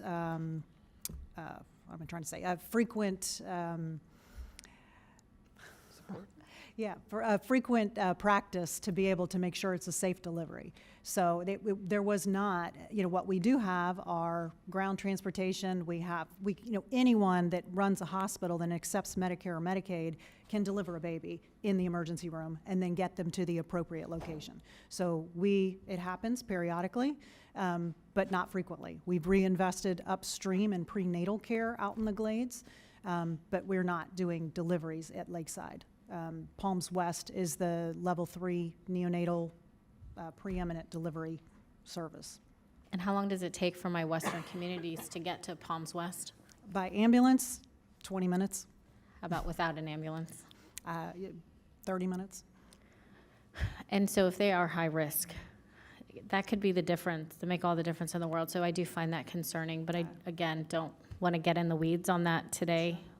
Maybe another conversation for another day. But I did want to confirm with our county attorney, the requirements of the funding agreement, does it state in there that the healthcare district has agreed to continue with any maintenance or ongoing costs if we provide this 10 million towards this building? It is, I would refer to Helene Vizd on that, but I don't believe it has any obligation. And I think it's rather also very broad about when this acquisition has to occur and when the building has to occur. Thank you. I'm sorry. There are deadlines established in the agreement. Could you for- speak into the microphone, please? Yeah, Sure. and go over the deadlines for the board, please. Sure, right here. This is what the agreement says. Okay. So the agreement, actually, Tammy, former County Attorney Tammy, was pretty intimately involved in the negotiations. But the agreement provides that the land acquisition has to occur within 6 to 12 months. Target dates July 2025 to December of 2025. The BCC agreement date is targeted at March of 2026. Complete design and permit, BCC agreement date targeted for March of 2029. Complete construction, March 2033. These are outside dates. The targets are earlier. and then occupancy April 2034. So those dates are contained within the agreement, but the target dates are a couple of years prior to that. So we're targeting complete design and permit by August of 2027. We're targeting completing construction by December of 2028, and we're targeting occupancy by June of 2029. Those dates are in the agreement. I do find it concerning that these dates are very different. From target dates to mandatory dates in the agreement. I mean, it can always come back to us at some point, so I do find that concerning. And I would like some sort of obligation or agreement in there in regards to who is funding this going forward. Who is Who what? is going to pay for the maintenance, the upkeep? That's the healthcare district. And is that in the agreement, the funding agreement? Yes.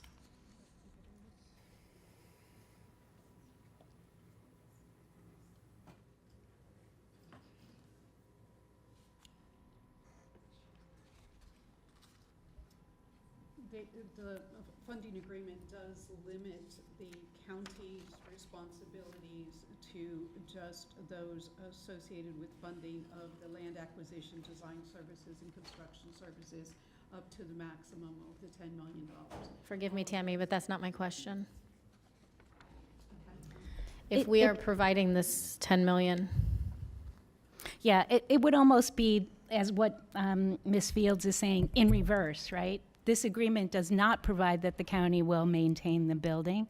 It does not provide that the district will maintain the building. In fact, it's very specific in paragraph 2.1.1 that the county's contribution is to be used solely for acquisition of land. And then if acquisition of land is not necessary, or that it's not necessary to use expenses for that, then design services and construction services. That's it. That's all that the county's contribution can be used for. So the agreement's silent as to maintenance. I mean, I guess I would like part of this funding agreement that the healthcare district agrees. I mean, you've stated it verbally, that they agree. I would like it in the agreement, in this motion of, contingent upon that. Because if no one is already designated, I don't want this falling upon us at some future date. And that's where I stand. So, Understood. thank you. Thank you. Commissioner Powell. Thank you, Madam Mayor. And for me, I come at it a little bit of a different angle. I saw in the video that 1 in 5 adults is suffering from a mental health crisis. And the truth of the matter is that any one of us, even there's 7 of us sitting on this board, and at any given time, one of us could have a mental health crisis. I think it's important that we're accountable to the taxpayers in terms of what we're doing with the dollars. But I also think it's important that we need to look at alternatives to make sure that we're able to figure out how we can help fund. I spent 12 years in the state legislature. 12 years is a lifetime of driving back and forth from Tallahassee to West Palm Beach. 12 years of recognizing that at the state level, at a budget that reached $117 billion, we were 49th in the nation when it came to healthcare funding, and when it came to funding mental health. And the biggest portion of our budget, over 33% of the state's budget, is healthcare, because Florida has an elderly population. Darcy, Ms. Davis, can you tell me when, if you can recall, what was the year that Jerome Golden went out of business? Oh, gosh, I'm not sure I know that. 2018 2018, 19? 2019. In 2019, we had just gotten in the state budget over $1 million to kind of help Jerome Golden go along. And that left a void in the community for us. There were people, and this is the cycle for anybody who's not familiar, and Riviera Beach's police department is here, and I'm glad to see you all. It's jail, home, Jerome Golden, or Jerome Golden, or jail, Jerome Golden, home. And then, at some point,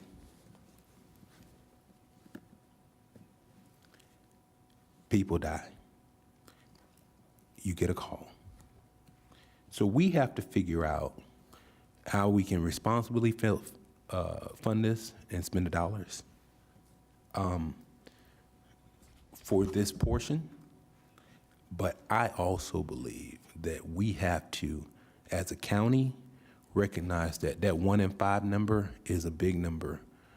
So my angle is, I know what we're here to do for this particular agenda item, but I come from a different angle a little bit, where we have to figure out how we're gonna help people, because 1 in 5 is a lot of people.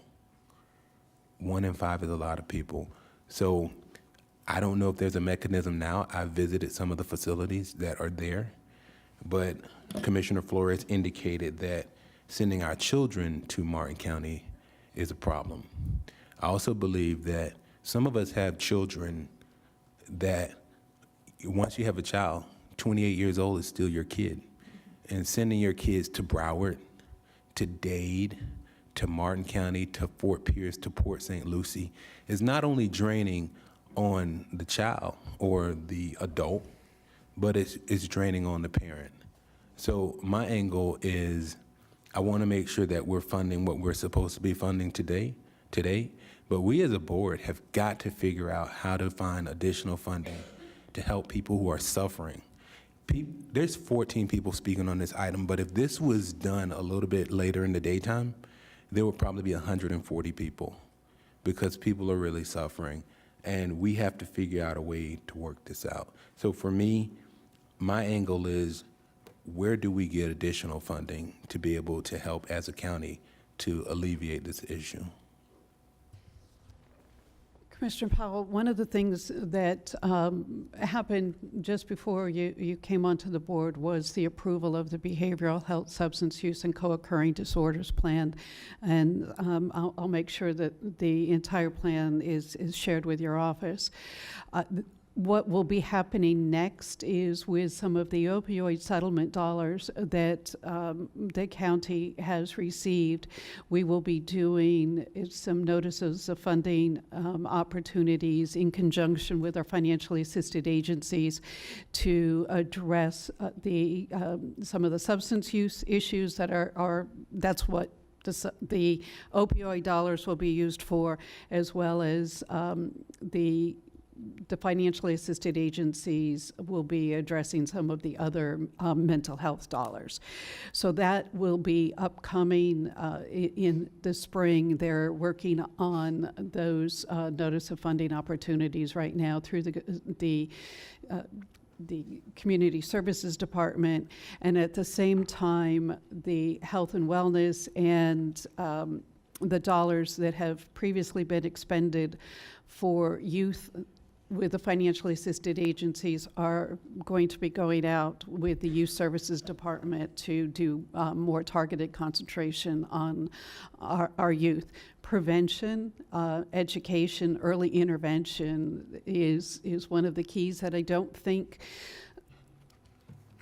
other funding sources have concentrated on. There's been a lot of concentration on deep end. And one of the things that happened with the behavioral health plan that the board approved was including the social determinants of health and looking at the entire continuum, starting with prevention, early intervention, and education, as well as the need for treatment, and then post-rehabilitation care instead of a treat and street approach.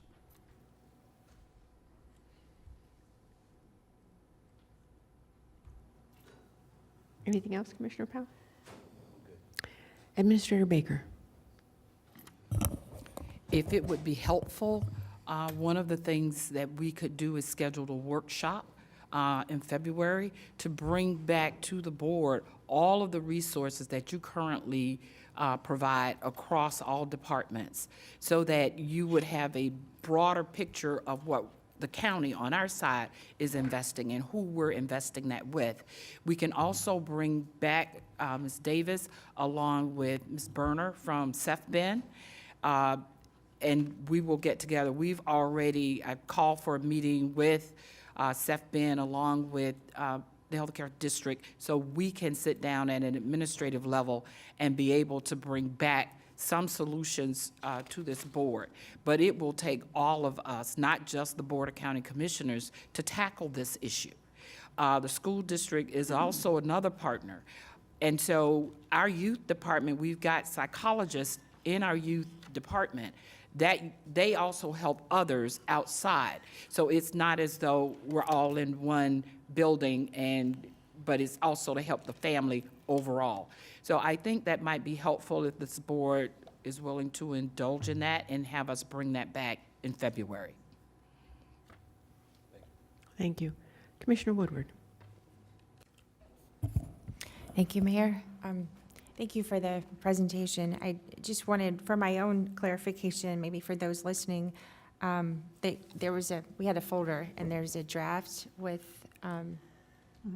your facility.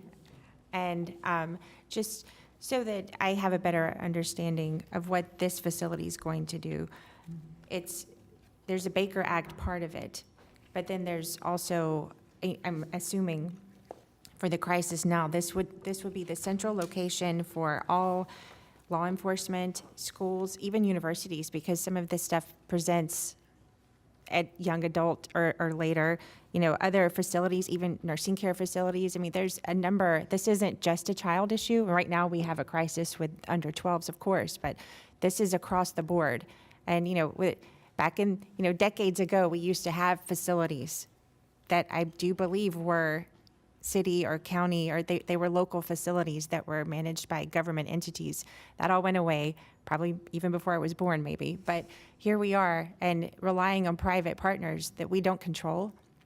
We can't do anything. And this is one of those things where, unfortunately, I think as a government, we do have a responsibility to each other. And, when there is a crisis, I have experience of watching neighbors or friends with this, and they don't know where to go. Right now, we don't actually have, even when these other facilities were open, they're calling 911 and relying on law enforcement to take them. Hopefully, they know somewhere to go. But depending on what it is, we don't have anything like this right now, do we? I mean, we have pockets of different places around the county that maybe fit this, but there's not a place, right? Right. Have we, even with Jerome Golden, I mean, was that the place then, or even then were we lacking? Jerome Golden, it's my understanding, they served only adults, right? So you still were missing the child element, but Jerome Golden did serve and cover a lot of these needs, but it was not for children either. Okay, and this will be all ages. Yes.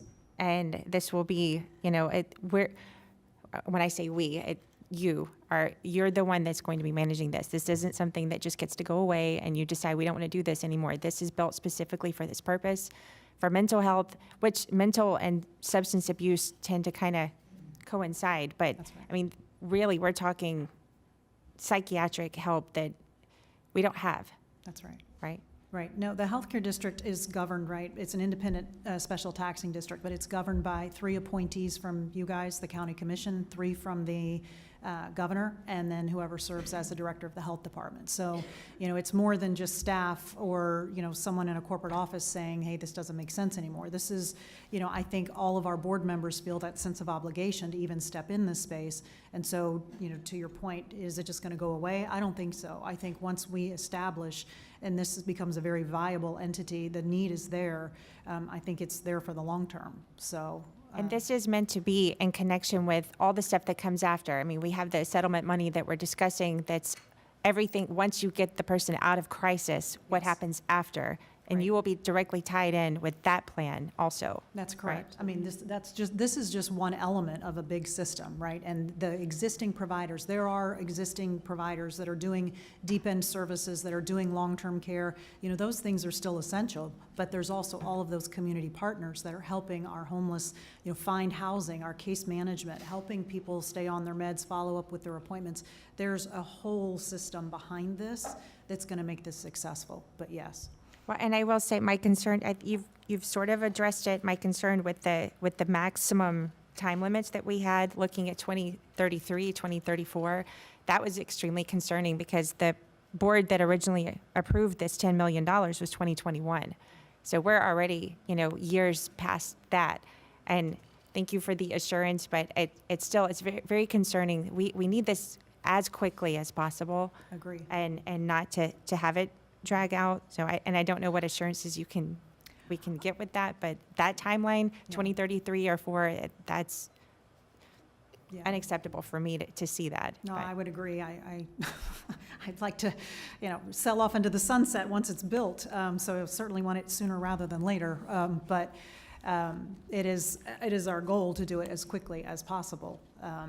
It is not, the timeline is just a cushion. It's a worst case scenario for us. That's all my questions. Well, I'll complete round 1 of questions, and there are other lights on, so there'll be round 2. But a couple of questions, and they're not easy ones, is the healthcare district, as you said, is a special taxing district. I pay whatever the percentage is, $300 or so, as a homeowner.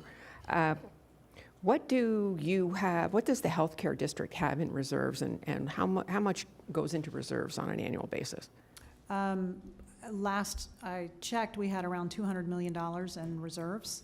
I don't know, there's not a specific targeted amount that goes into our reserves. We are required by statute to put aside 33% of our annual budget into next year's reserve. I mean, it just stays in a reserve and we adjust slightly. But we've been fortunate to beat budget the last several years. And so any budget savings goes into our reserves. Okay. So do you have an idea of how much you put into reserves last year? I don't. I think it was probably 15 million is my recollection. I don't know off the top of my head, but I know we've had a very positive budget year, and so all of that, better than budget went into reserves. Thank you. So you talked about Lakeside and how it's been taken over management-wise by Tampa General. What other services are being cut over there, and what new services are going to be added? So we're not anticipating cutting anything beyond, the maternity that was taken away a few years ago. The whole point of partnering with Tampa General is to bring services to the community that don't currently exist, to add services so that we are not transporting people from the West Coast to the East Coast. We believe that, Lakeside is a beautiful facility. The patients deserve the same level of care that you would get on the East Coast. And so our goal is to find a partner who is able to do that, who has the depth of resources to provide additional services. And they do. Huh? And they do. So how are you going to, actually, I'll ask that question. How much did you all spend on mental health last year? Oh, my goodness. That's a really good question. I don't know the answer. Anybody? I don't know the answer. I apologize. I'm not prepared for that question. I don't know. The reason I can't answer it, maybe this helps you a little bit. The reason I can't answer that is because our mental health is embedded into all that we do with primary care. So behavioral health is integrated into the way we take care of a patient.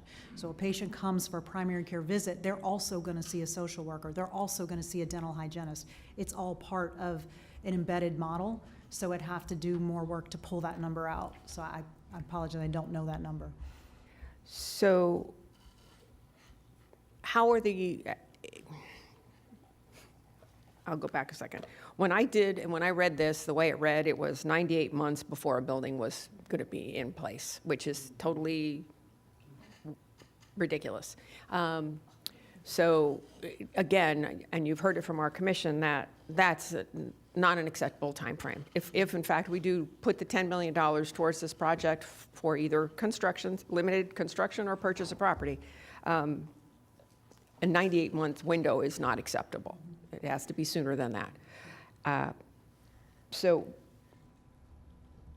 I guess it's kind of how are the services going to be provided now and during construction, and how are you partnering with other establishments? And this, to finish the question, and it's a long-winded question, I realize, what happens after the central receiving facility experience? Isn't it true that follow-up experience should be within your community where it's local and not going to a central receiving facility?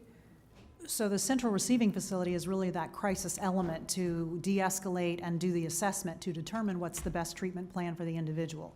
And we do have those resources in the community. Before a patient leaves, we're going to work with them to determine, do they have housing supports? Do they need food assistance? Do they need transportation? What is the appropriate clinical next step? Is it a warm handoff back to an outpatient clinic because they can stay, they have a home and they can stay in their home? And they have all that they need in terms of support, or is it more intensive? All of that gets done in this assessment center before they're leaving, so that we can make sure that we're not continuing this vicious cycle. Early on, you said something about mobile units. Is this a possibility in the future? So today we have 3 mobile units, and those mobile units are out in the community. We go to St. Anne's, we go to the Lord's Place. Actually, we don't go to the Lord's Place anymore, but we go to St. Anne's. We go all over the community, and we have social workers on the bus. We have primary care providers on the bus. We are taking care externally, but we're also, in the different locations across the county. So to your point about what are we going to do in the meantime, in between, that's what we're doing today. We're lifting off. We have several pilots underway where today West Palm Beach Police and Riviera Beach Police have signed MOUs with the healthcare district. If they see someone on the street that is maybe it's a nuisance, it's a person that's sleeping in front of a storefront, they don't know what to do with them. They're not a danger, but they don't really know what to do. We have an arrangement. They bring them to us. They bring them to the healthcare district, and we work with them to see, are they off their meds? Do they need assistance with housing? Do they need some sort of resource that we can help provide to them? So we've been working on elevating that and adding additional police departments. So we're already seeing these patients. We have over 2,000 patients that are on, that come just to our Mangonia clinic that are getting mental health and addiction treatment. That's 4,000 or more visits a year just for this particular issue. Thank you. And I do see our men and women in blue in the audience, and if any of you put a card in to talk, we'll hear you in a moment. We've done one round of questions. We have 15 speaking cards. I have several more lights on. Would you like to speak now, or would you like to speak after cards? I'd like to speak now. Okay, Commissioner Sachs, you were next. Thank you, Mayor. Mayor, you brought up a very good point. I hadn't Of thought course I did. Of course you did. And I want to shine a light on it, Mayor, and that is small local clinics. You have a big, big facility. And I tell you, if I was a little bit crazy, and sometimes it could happen, walking into that facility would be overwhelming for me. However, if a small clinic in my community, where I know where the school for my kids, the church, whatever, is a lot more comforting. Now, we could go on for days on this, because what's happened in this county is wrong. And everybody here knows it, that the largest healthcare mental health provider in this county is what? The jail. It's a county jail. It's a county jail. And then we're having law enforcement take care of folks who haven't committed a crime, but maybe the crime is that they're just mentally ill, and that's not a crime. So we can't put that on our sheriff, can't put that on our men and women in blue. I think what Ms. Baker said is correct. We need to get a deep dive. I need to know where your funding comes from. Commissioner Powell talked about, we are 49th in the state and the country for funding of mental health. We need to know. We have a lot of questions. It's not going to be handled right now, but you have a big responsibility, and you probably can't take it. You can't do it on your own, and you haven't been able to. Homelessness increased 37%. So we're swimming, and we're not treading water right now. So, if I may suggest that Ms. Baker's idea of a deep dive into our mental health, but I'd like to request that we have from the homeless group that we know, maybe Ms. Fields will be there, but I want to report also what we're doing with the homeless population for mental health. I want to know what we're doing with the opioid money, and we have You know, I don't know from the attorney if we've already received it or if it hasn't come in yet. It has. That's a bulk of money that we need to look at. I want to know why the heck JFK North? And I wish I had subpoena powers.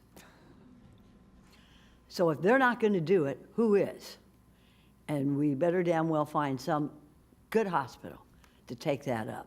Otherwise, I'd love to invite the CEO of JFK North here and our health department.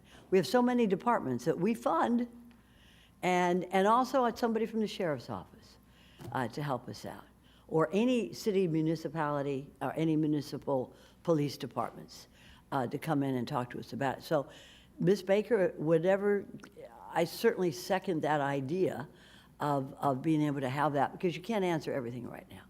And you've got a big lift, and maybe and everybody's a little concerned about it. So thank you, Mayor, for allowing me to speak now, but I'd like to work towards that at some point in this discussion. Thank you, Ms. Davis. Thank you. Commissioner Flores. Yeah, so I'd like to echo the administrator's comments about doing a workshop, and I think it needs to be very inclusive of everyone that plays a part in this space, in the mental health space. To include the CEOs of the hospitals, there should be a special segment where they get to come and talk to us and find out exactly what they're doing. Because it's concerning to me that they're able to pull out and not provide a service, and then we're left to try to pick up the pieces. And, you know, it was a comment made by the administrator that at one point, we have facilities that were public that provided some of these essential services to our residents, but private industry comes in and they said, oh, we could do it better. And then these people, whenever they want, they can choose to pull out. And so to me, that's an issue. If we're going to be a partner, then we're going to be a partner. If you're going to have to provide a service that you may not make money on, then you're going to have to do that for us, because we created a partnership with the private industries, and that's why they came into the space. I'm pretty sure at the end of the day, these hospitals are not losing money. Maybe they're losing money in this one, but guess what? That's what being a community partner means. That you're going to do the right thing by everyone at all times, not just because it's going to affect your bottom line. So to me, it's important that we really come to the table, that it's not just the responsibility of the county, it's not just the responsibility of the health district, but we have to talk to the private industry, to the nonprofits, and I am going to look at the League of Cities, because this is not just a county, this is also a city issue. And we need leaders to step up and lead in this particular issue, because a lot of our residents, and that's why we see all these craziness happening in the news. We've been blessed that we haven't been devastated here in our county, but there's a lot of people out there that need help. And we don't have nearly the resources. I'm a veteran. I've seen it firsthand. My fellow soldiers come back with PTSD. I'm seeing some of the things that they've done. A lot of them have resorted to suicide. That can't happen. I believe it's 21 soldiers a day commit suicide. So, and the veterans get great care at the VA hospital, and I can attest to that.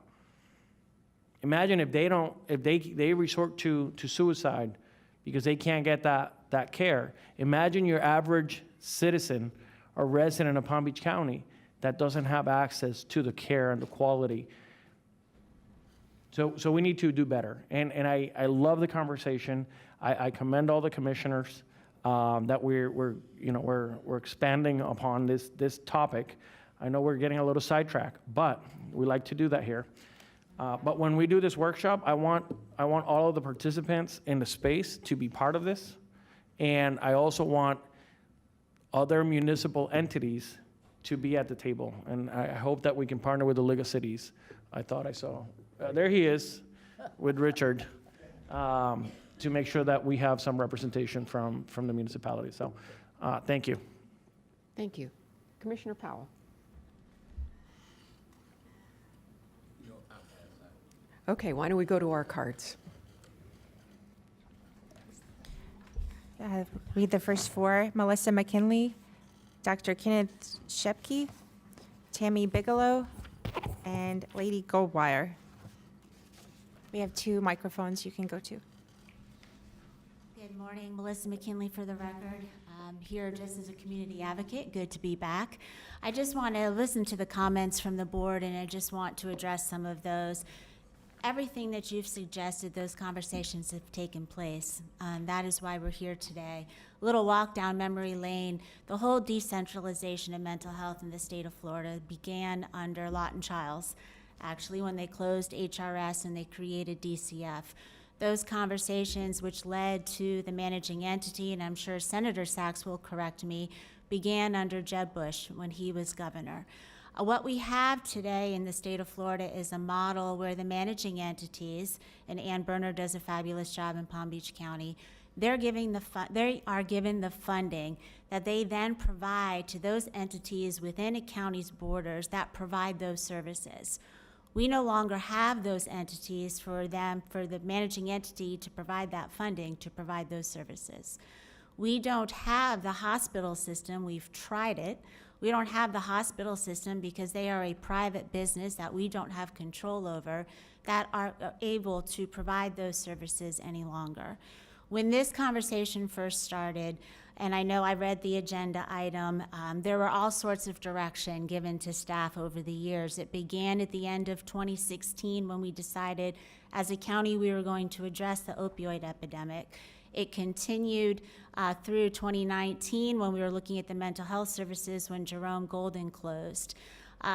Originally, when we developed the partnership with JFK North, that wasn't our first plan.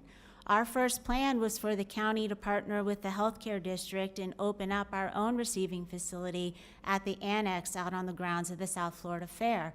When AHCA, the Agency for Healthcare Administration, came in and did a review of that building, they determined that it wasn't an appropriate healthcare facility, and they were going to end up licensing it because of the way that that facility was constructed and the demands that you have to have in a healthcare facility.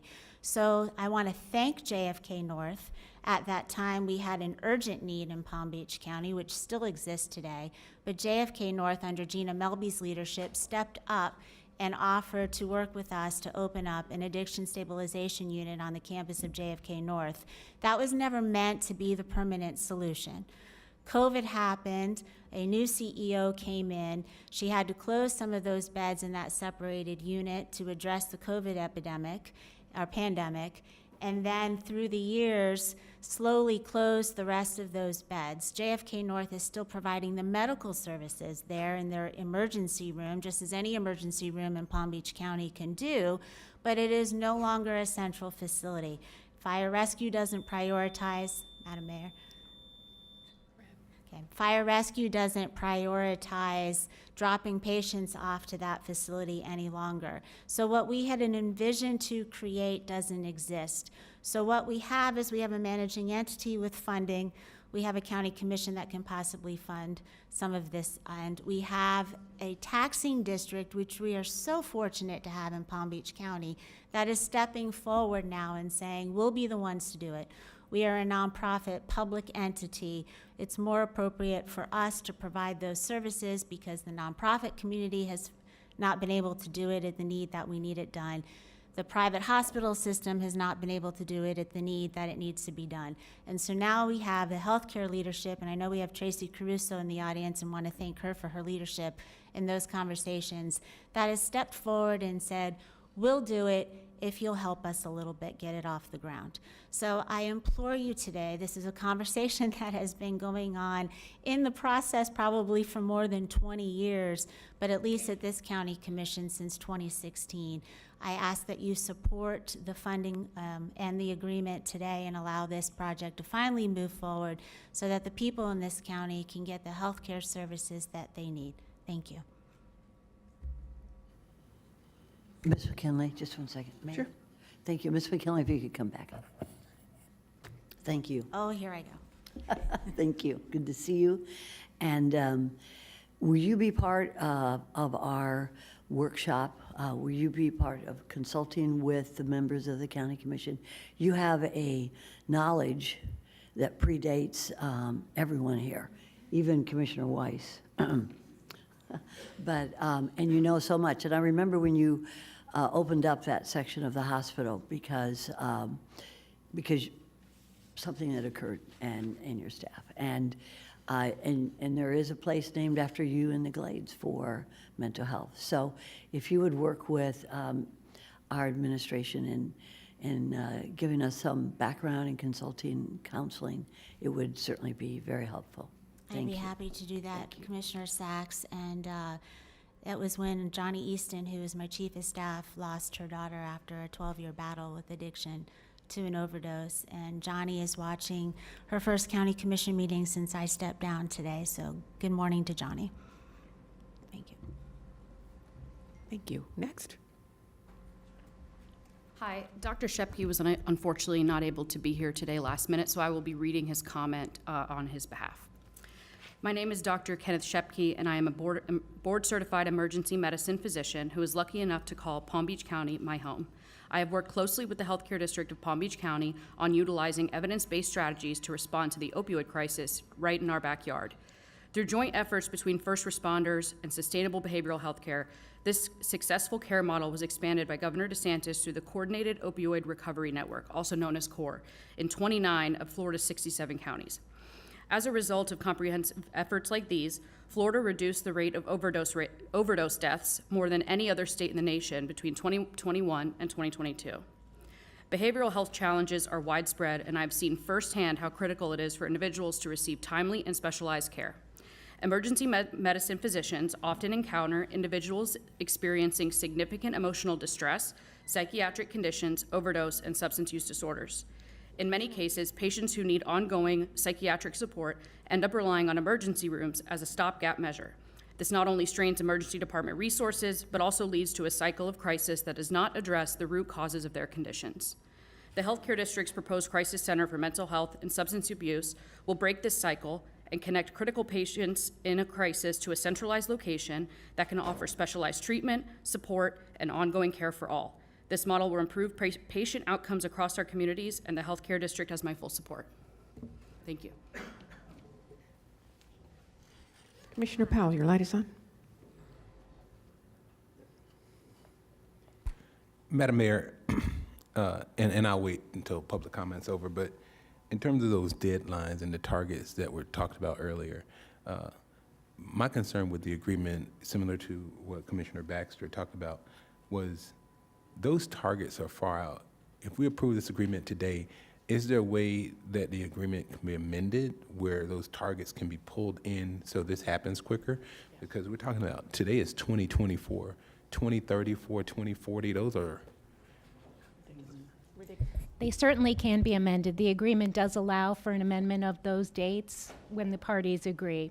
But I wanted to point out, too, I think it's important to recognize that the dates I gave you were the absolute outside end, but they didn't take into account what occurs before. So let's say, for example, the land is acquired in 3 months. The agreement provides that the land has to be acquired within 14 months of the effective date of the agreement. If we do that earlier, that bumps up the next deadline, which is completion of design and permitting, which is 36 months from the closing date on the acquisition of the property. So just so that that's clear, if the ball gets rolling quickly, all of those next steps are moved up. So we're not pushed out to the very end of the agreement, which is 2035. That's the end of the agreement. But yeah, the parties have the right to amend these dates when they agree. Just for reference, Exhibit A is where those deadlines are. So it will accelerate it if the property is acquired earlier along the way. That's the Mayor. reason why we put in milestones, so that they have to meet those target milestones along the way. If I could be recognized. Sure. I just want to point out that the board has the right to amend this agreement right here, right now. You do not have to accept the deadlines that they have proposed. You can determine what is the absolute end date when they need to have a fully functioning building that is up and running. And the board can do that after you have a workshop. The board can do it today. The board can, this is within your discretion, and considering the fact, I know I'm going to be the bad guy here, because considering the fact that this is a hot topic, I don't think anybody's saying they don't want to do this deal. I think what I'm hearing from board members is we are concerned that the obligation under the contract is very far out there. There's a lot of goals that sound good, but what is the contractual obligation to address the current need today? And I think that that's something that we certainly could revise and bring back to the board relatively quickly, assuming everybody is willing. That's board direction, it's up to you. That sounds wonderful. And Madam Mayor, we already have one amendment, and that is that the district is responsible for maintenance. Correct. Commissioner Flores, your light is also on. So I just want to clarify that the funding that we're approving today is for a new facility. Correct. So it's not for services to be provided today. I want to clarify that. Two, I think the timeline is a little out there. I will agree with that. However, in this county, it takes about 18 months to get anything approved. So if we want to say that we want this to be done faster, we also have to commit to expediting this particular project. And I am 100% in favor of making sure that this project gets expedited through permitting, especially since we want it. Well, that'll depend on where the property is purchased. If it's within the county, unincorporated. So if it's in the county, And it if should be it's, expedited. if it's a city, you guys, you hear what's coming from the board here?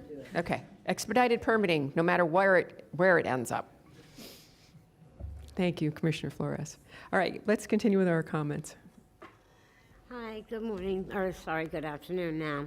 I want to thank you, each and every one of you, for allowing me to speak on behalf of the Healthcare District MAP program. I'm sorry. And identify yourself, please. Can you hear me now? Yes, and your name, please. My name is Tammy. I'm sorry. I am speaking on behalf of the Healthcare District. I am a patient at the MAP program and have been for almost 4 years. I'm honored to have the chance to share my testimony. I was in total despair as a rare moment of self-awareness had kicked in. It wasn't just that I had trashed my entire 20s, 30s, 40s, and half of my 50s, achieving almost nothing of any note. It was also that I could see no prospect of any future. My self-destruction was complete. I had hit my final rock bottom. Then, one morning, after remembering a phone number that I got from an ex-coworker that I had from 5 years prior, I remembered this number, I don't know why, but I called it. This day happened on March 1st, 2021, and the phone number, I even have it written down, 561-370-1349. I'll always remember that number. This was the number to Healthcare District MAP program. When I went in for my first appointment, scheduled for March 1st, I was treated with the utmost respect. They took me from ground zero and helped me to become the person I am today. I have been through numerous treatment centers, rehabs, Gratitude House, so many different programs that didn't work, and the MAP program worked for me. They're my secret. They're the secret to my success. That's why I'm here speaking on their behalf. And it's not, I'm an opiate addict. And when I walked in there, it was like I had every resource I needed. When I walked out of there, I knew that I was in safe hands. If something was to happen to me right now, I wouldn't call 911. I would call the healthcare district. Of course, now you can't get them on the phone because it goes to a call center, but but they're extremely important to me. And not only me, going there every single month for the past 4 years, the people I have met, the people I've seen, and they're still going there. People that have gone through the same thing as me. They've been through program after program, treatment, rehab, never worked. That program works. The healthcare district works. They provided me psychiatric treatment. What does it mean? They're my all-care provider. And I was very nervous, so thank you for letting me speak, and it's been a pleasure. Thank you.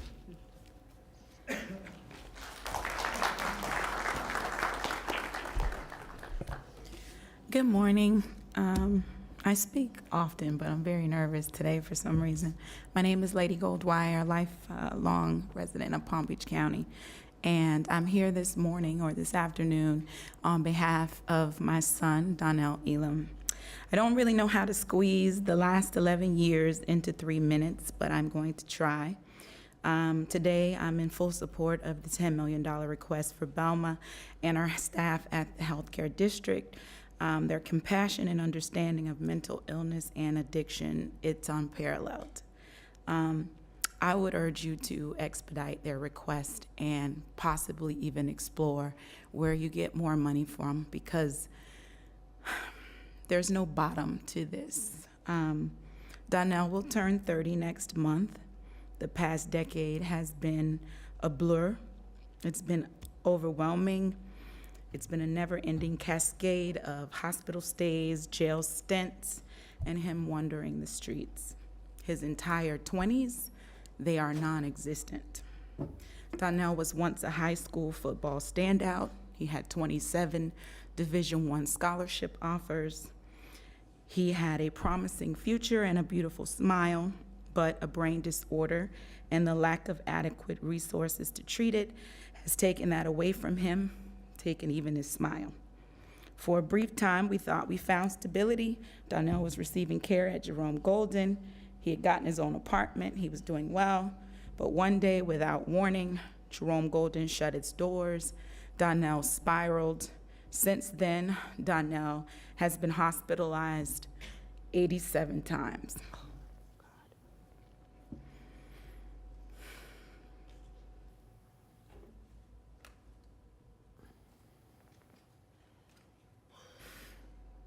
Take a deep breath. I'm sorry. It's okay. It's all right. Take a deep breath.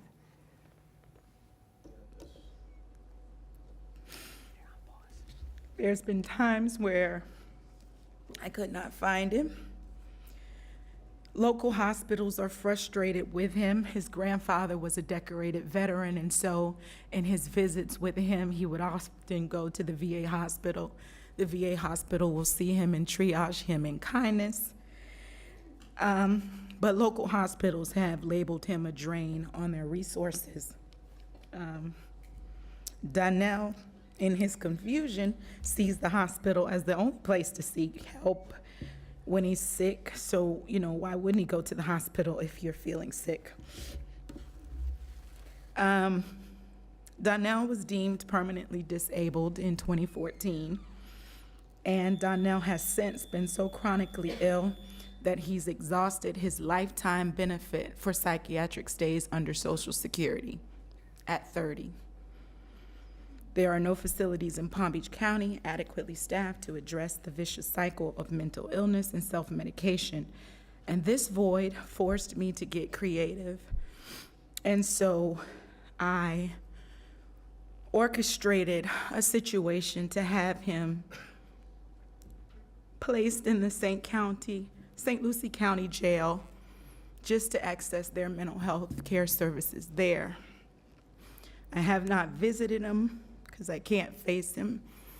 I chose to have him incarcerated for a mere loitering charge because there is just nothing here and their mental health system there seems to be intact. That is where Donnell is today. No Christmas, no New Year's. Irrespective to political parties, race, religion, gender, socioeconomic statuses, Mental health illness impacts us all some way, somehow, and Palm Beach County is one of the wealthiest counties in the nation, yet we lack humane solutions to our mental health crisis. It's agonizing as a mother to feel so helpless, especially when I pride myself on being a warrior. I hear him speak often of wanting to take a nap that he never has to wake up from. And I feel defeated in my growing space of emotionally understanding and feeling despondent to wanting to take the same nap with him. Can I ask you, I know this is very emotional, but we do have a 3-minute time limit. And I would really love you to for just, support, and that's the end of my comment. I appreciate it. Thank you. You're welcome. Vice Mayor Baxter? Thank you, Mayor. Administrator Baker, when we do this workshop, would you mind finding out and maybe seeing if somebody would be willing to come down here from St. Lucie and see what we're doing different and if there are some good suggestions on how we might improve ours? Thank you. Okay. Okay, the next 4 names, we have Daniel Eisinger, Andrew McCausand, Tony Spartura, and Richard Jones. Good morning, Mayor, Commissioners. My name is Dan Eisinger. I'm the public defender here in Palm Beach County. Today's my first day, but I'm here to underscore how important this topic is and this initiative is. I have a few things waiting for me at the office, as you can imagine, but this is so imperative. That young lady's story and her son's story, that is not unusual for what's happening in our jail. We have people in our jails who don't want to go home because there is no home. And so they get a few meals a day, they get maybe a little medication, they'll feel better after a couple of weeks, and then they'll ask to go home. You know, I've represented our clients in our courts for over 20 years. They're poor, they are often mentally ill, they are often uninsured, and they are often have little access to care. Our jail, as Commissioner Sachs said, is overflowing with ill people. A lot of these folks are in on low-level offenses, non-victim cases, trespass, disorderly conduct. It got so dire that over a year ago, we started a misdemeanor mental health court that Commissioner Weiss knows about and kind of came and visited us about, just to get people some services, and the healthcare district participated and continues to participate in that court. Housing these folks in our jails is just wrong. It's awfully expensive, as you all I'm sure know. Having these folks in our court system is awfully expensive. Law enforcement, I'm so glad to see that they're here. I've had so many conversations with officers over the years. They do not want to arrest these people. They don't. The idea of diverting them to a facility or to a location where they can get care and treatment is what they want as well. Think about it. And I'm sure they'll speak for themselves. As much as I like to speak for law enforcement, I'm sure they don't want me to. But I'll just say this. Having them go through that process of arresting someone for trespassing, booking them into the jail, that takes them off the street, protecting us from actual serious stuff. And so that's why I know they've, over the years, been in favor of having some sort of place that they can send folks, not including the jail. So with that, I'll just say I'm in favor of this initiative. I'm in favor of any initiative, frankly, that will get people the treatment, the health care, the services that they need and that they deserve, and diverting them from our jail, because that's not where they belong. Thank you so much. Thank you. Commissioner Sachs. Just a minute, Mr. Essinger, first of all, good luck in your first day. Thanks. So far, so good. I appreciate that you're here rather than across the street, and it shows the importance of this issue is to you and your office, because your office represents the very poor. So I appreciate it, and I look forward to you just getting involved with our workshop. Just, you know, you don't have to be here, but certainly be a consultant as we progress on that workshop. This is very, very important. Thank I'm you, happy sir. to help. Thanks so much. Thank you. Thank you, Mayor. Welcome. Good morning. I'm Andrew McCausland. I'm the CEO of Mental Health America of the Palm Beaches, and we've been in the community for 75 years advocating for mental health issues nationally. We're one of 140 or so affiliates around the country.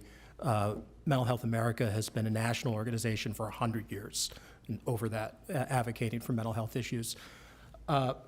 This is about the 1-year anniversary that Ann Berner fast-tracked and SEFBEN fast-tracked us to be able to provide the services for the mental health court that Commissioner Weiss has advocated so passionately for. Part of that was based on the model in Broward County and how they were doing things, and a group came back and pretty quickly fast-tracked that program. That said, you know, our case managers and our certified peers that work in that program are, it's very challenging, and I'm of course speaking in favor of this proposal. It fills a critical infrastructure need for Palm Beach County. And the other part of that, the gap that our peers see are the families, and how to support the families, even when they're trying to work with the participants in the courts. So we also are steeped in prevention services, and we have mental health clubhouse downtown and in Belglade.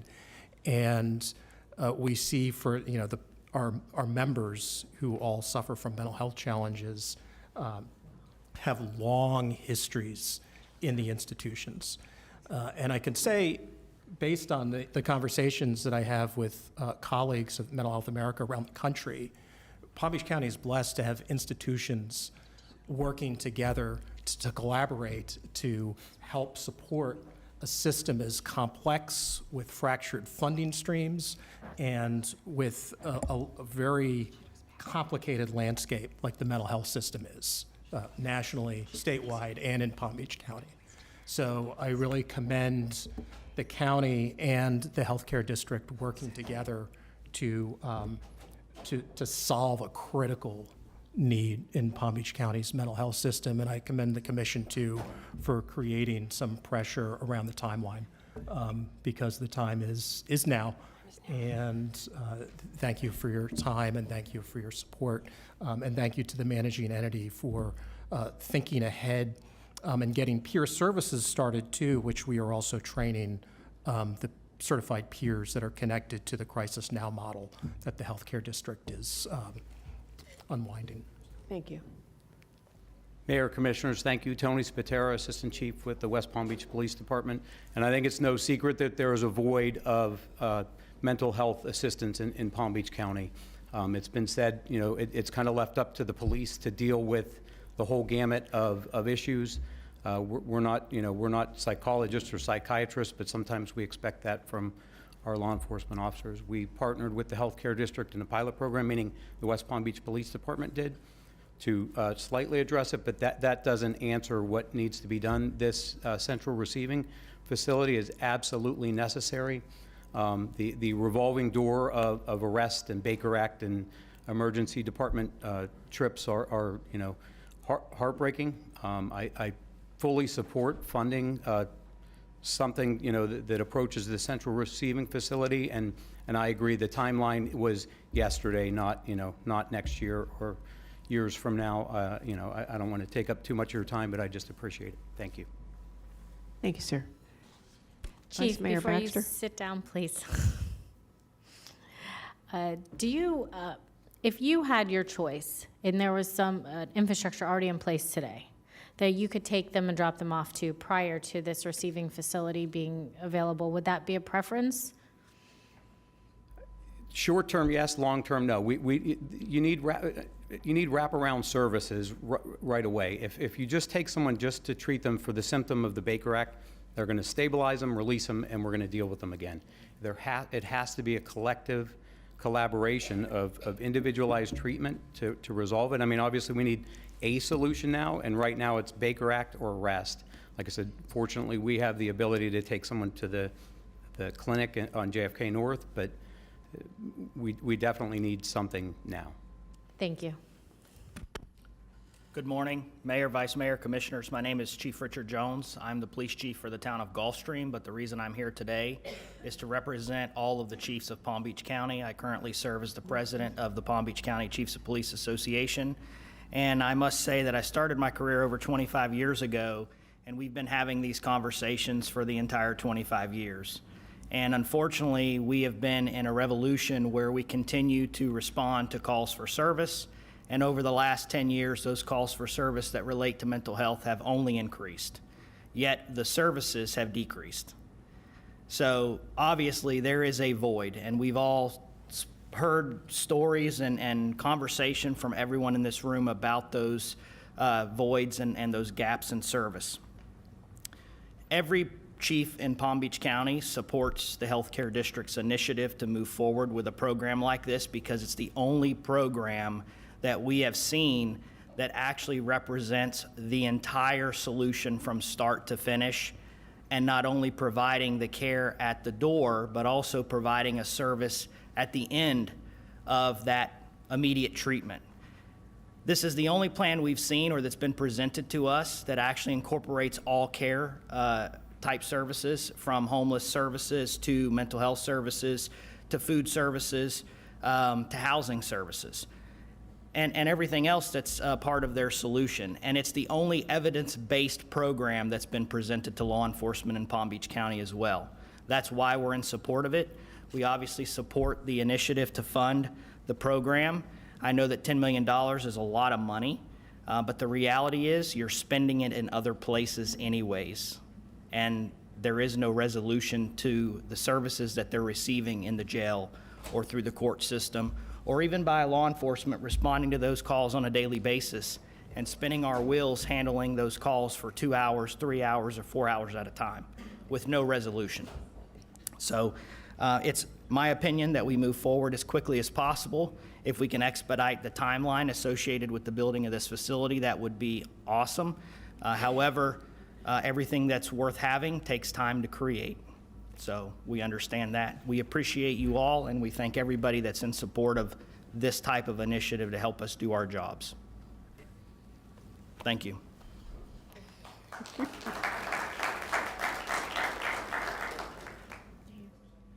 Commissioner Flores, your light is on.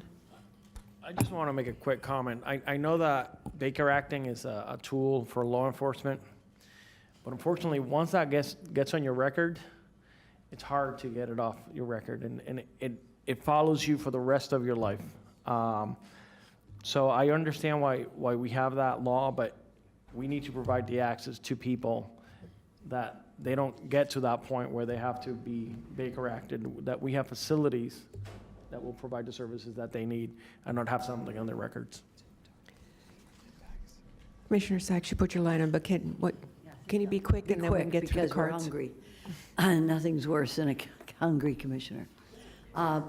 Police Chief, I'd like to have you work, no, you can stay there, but I'd like for you to work with us when we do our workshop, because you represent all the city, the municipal police departments, and I think that's as important as when we do have this with the sheriff's office as well.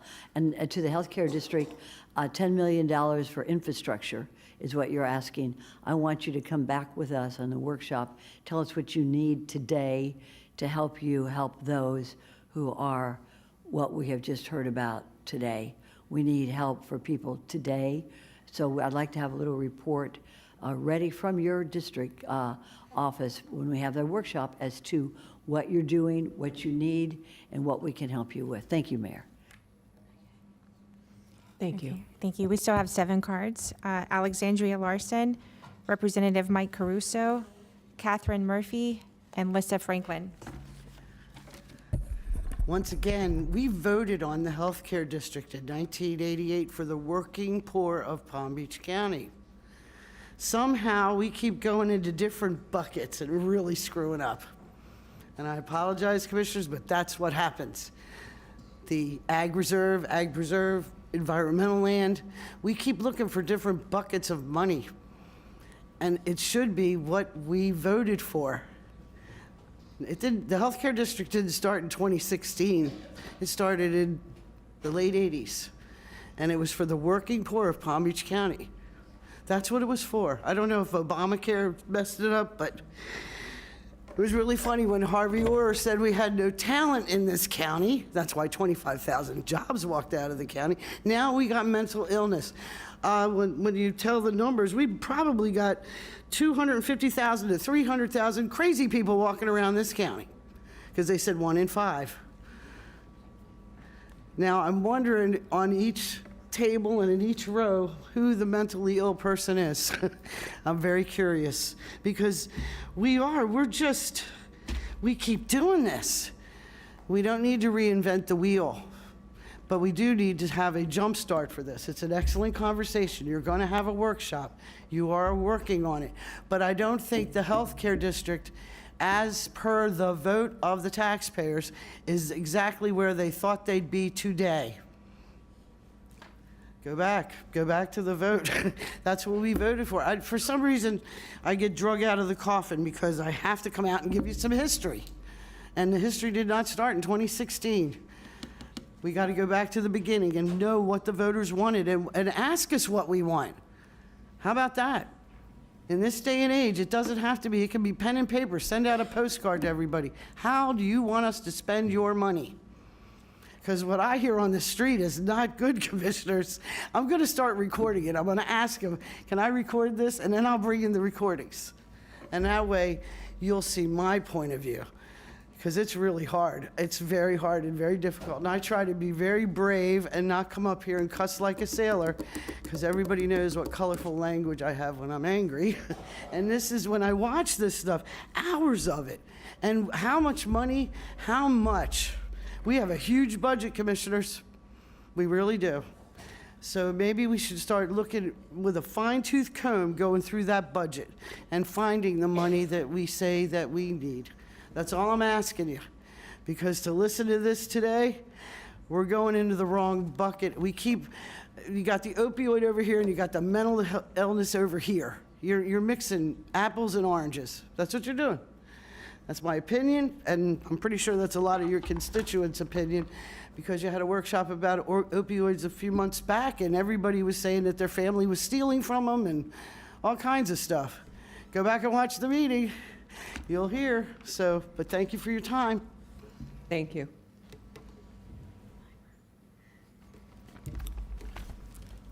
Does Mr. Caruso want to go first?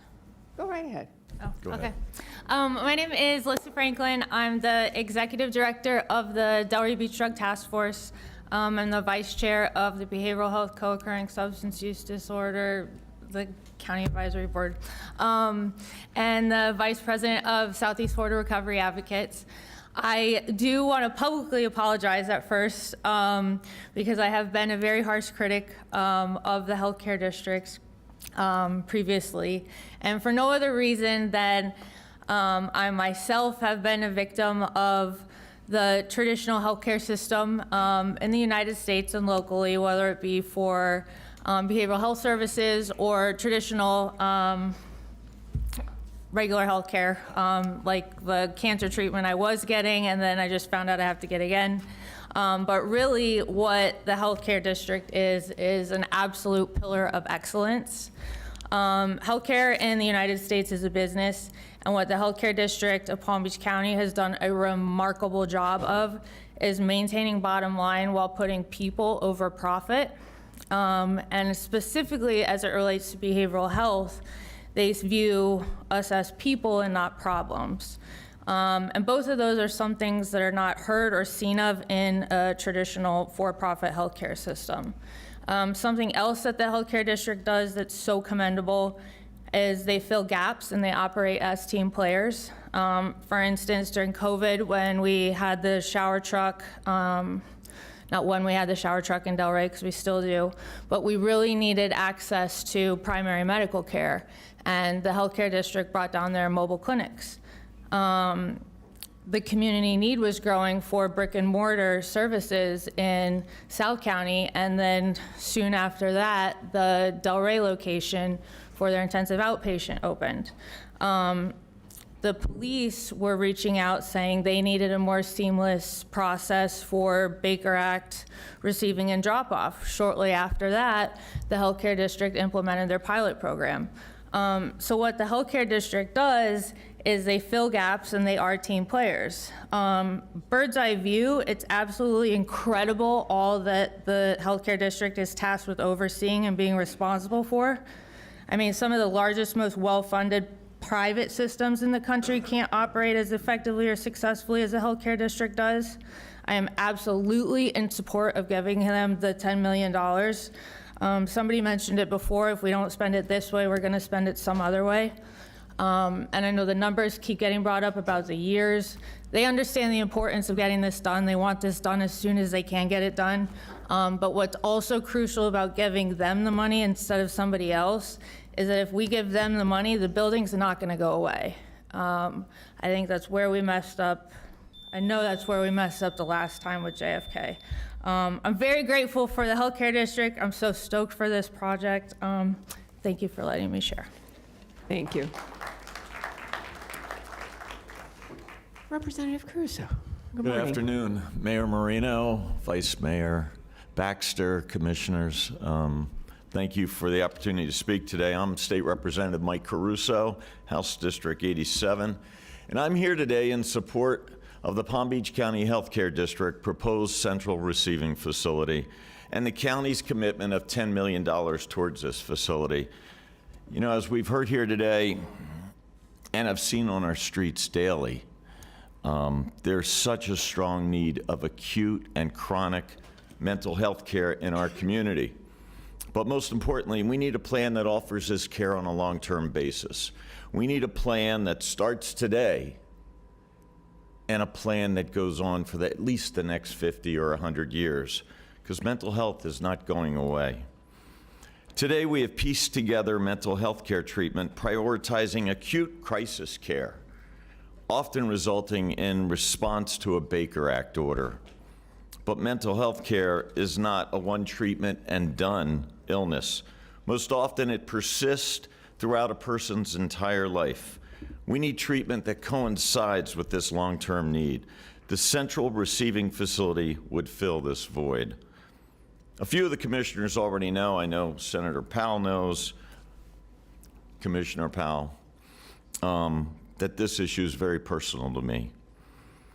My son, Michael Randolph, when he was 17, he was a world champion barefoot water skier.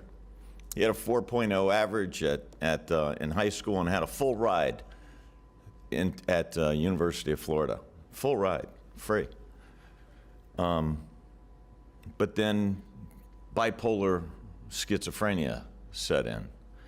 And he self-medicated with drugs for about 7 years and was in and out of the, I guess I call it the Florida Shuffle, treatment centers and sober home facilities. In fact, because of my son, Al Johnson's here, he and I have worked for the last 6 years creating legislation that dealt with the addiction treatment facilities and sober homes. But after about 7 years, it got so bad, I had to Baker Act him. That's the hardest thing for a parent to do, is call the police on your son and have him put into a mental hospital. I remember him at the South County complex in the padded room, talking to the electricity. Better conversation with the electricity than he'd had with me for years. Running into the walls full speed. He got into a facility because I had insurance for 30 days. And I was the court-appointed, I don't know, medical surrogate or whatever. And after 30 days, I went there every single day to visit my son. And on the 30th day, they just released him without telling me. And I never saw my son again for the next 7 years. He hopped on a train, went out to New Orleans, California, Washington State. He rode trains. He walked back across the country and got picked up walking down I-4, not on the side of the road, but right down the middle of the road along the white dotted lines with cars going 80 miles an hour on both sides of them. And I get a call from a judge. He says, Mr. Caruso, I got your son here. Tell me about him. So I start to go on. He says, Mr. Caruso, you've got 20 seconds. And I said, well, world champion water skier, bipolar schizophrenic. He needs mental health now. He says, okay, thank you. And he hung up. He put him into a mental health facility for 2 months. And there he finally got treated for the first time for his bipolar schizophrenia. Got a drug called Invenga Trienza. And it didn't cure him, but it helped with his diagnosis. It helped with his ability to function. And as a result, you know, a lot of you know my son. You've met him. He was my campaign manager, got me elected 4 times. He just won a national championship in barefoot water skiing at 39 for an old man in the water skiing industry. But today, as I stand here today, he is suffering from breakthrough symptoms of psychosis today. You can't imagine what I dealt with when I walked out of the apartment today. My son's in crisis. Today, Palm Beach County is in crisis. 911 is not the answer. Baker Act treatment is not the answer. The answer is a long-term answer. The answer is this Palm Beach County Healthcare District Central Receiving Facility. The time is now, because lives matter. I know the healthcare district is all in, and I hope the county is all in. Please support this project. As the video inferred, Mikey's life matters. As a gentleman said, as a commissioner said, our veterans' lives matters. That young man who's in St. Lucie prison, life matters. All people suffering from mental health issues, their lives matter. Please vote yes on this. Thank you. Thank you.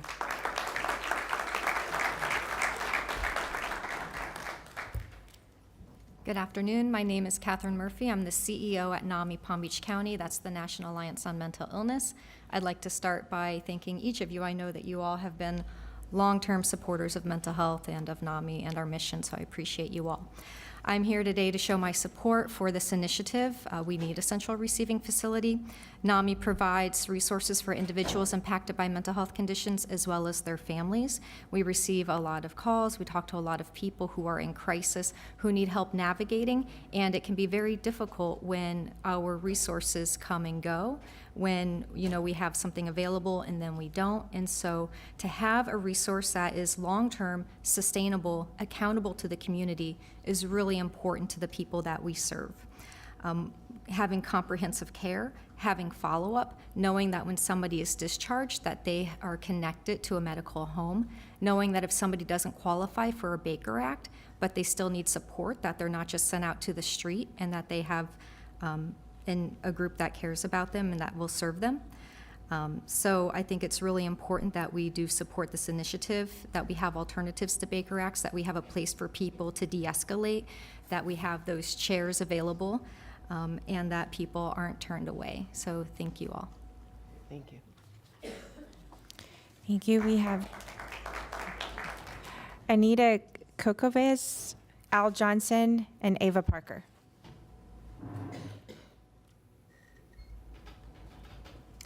Good afternoon. I'm Dr. Anita Kokovis. I have been a mental health counselor for 4 decades.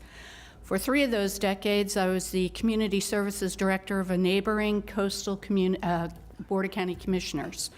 And in that position, I designed and developed drug court and mental health court, and I was also responsible for the management of their healthcare taxing district dollars. And in that county chose to use that funding to pay private treatment providers for services rather than to have an infrastructure. I'm not saying that Palm Beach County is much bigger and this design may work, but I believe that having the workshop that we're talking about and really taking an inventory of what's available in this community is the way to go, at least at this point. The $10 million that's being discussed here, we're talking about design funding, which concerns me when there has been some talk about money that's already left over from previous years, and that over 40% is being spent on the administrative infrastructure of the healthcare taxing district. So these are my concerns, but I look forward to being a participant in the workshop that you're discussing and the upcoming programming, and hope that I can contribute to that as well. Thank you.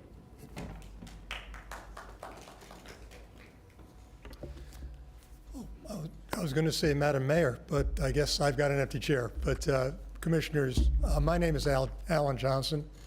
I am a Chief Assistant State Attorney. I'm here not only on behalf of myself, excuse me, but also Dave Ehrenberg, the, as of today, former State Attorney in Palm Beach County, and Alexia Cox, who I had the pleasure of being sworn in under, who is now your State Attorney in Palm Beach County.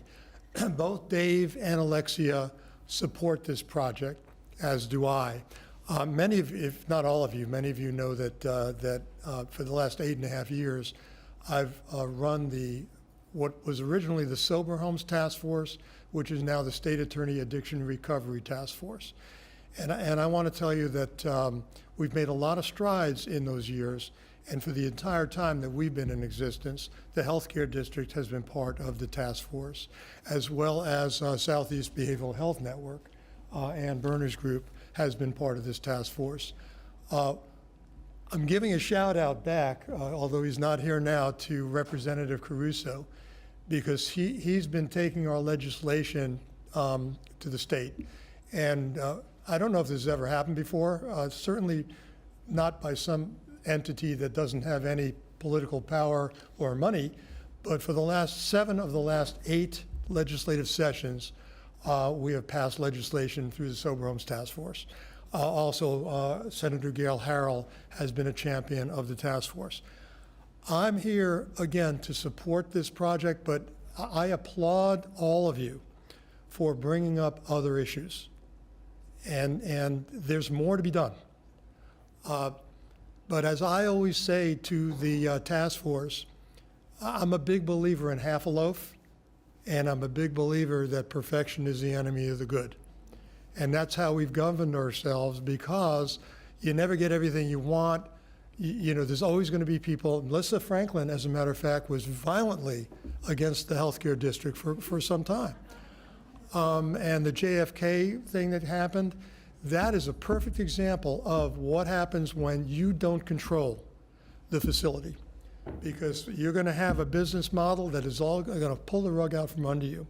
So keep that in mind. We're here about this project. Accelerate it to the extent that you can. But this project is an excellent project. It will help. It will, both for mental health and for substance use disorder. It will pay great dividends for this county. Wholeheartedly in favor of that. And I want to leave you with a little factoid. Just got a report from the medical examiner in Palm Beach County. It looks like the numbers are decreasing 40%, 24 over 23. We've reduced our opioid overdose now. We've been going, we were the worst in the state, the worst numbers, 647 back in 2018. I'm sorry, I'm going a little over, but just want to let you know that there's more work to be done, but we have been successful. And with your guidance and your leadership, we'll continue to be successful. Thank you. Thank you. Dr. Parker. Good afternoon. My name is Ava Parker. I'm the president of Palm Beach State College. Mayor Marino and commissioners, I kind of coming at this at a different, I guess in a different way, to let you know that we certainly support this initiative. This would create great training opportunities for my students to actually work in concert with the healthcare district, but also know that we are actually training students right now who will be qualified to come in and serve. So know that it's not that once we grow, we won't have the infrastructure or the people infrastructure to support the additional services that would be provided. Your local public college is standing in and we're ready. Right now we have over 300 students in our bachelor's health services programs, and they can be there to support the doctors in this endeavor. And what I'd say to you, particularly as I work at a public institution where we have a lot of students who suffer from mental health issues, that it is a systemic problem and requires a systemic solution. And as a person who also works in a public agency, systemic solutions just take a little bit longer. But if we don't stop and put them in place, we'll never be in a position to solve the problems and to be in a position to stop our residents from having to go to neighboring counties for solutions. So I support whatever you all come up with. I certainly support Darcy Davis and her leadership. And really hope that you're in a position to give her the $10 million. And if we can find something in the meantime to support it, know that I'm ready to provide the students and the workers to support the interim solution, but certainly support the long-term solution of the healthcare district. Thank you very much. Thank you.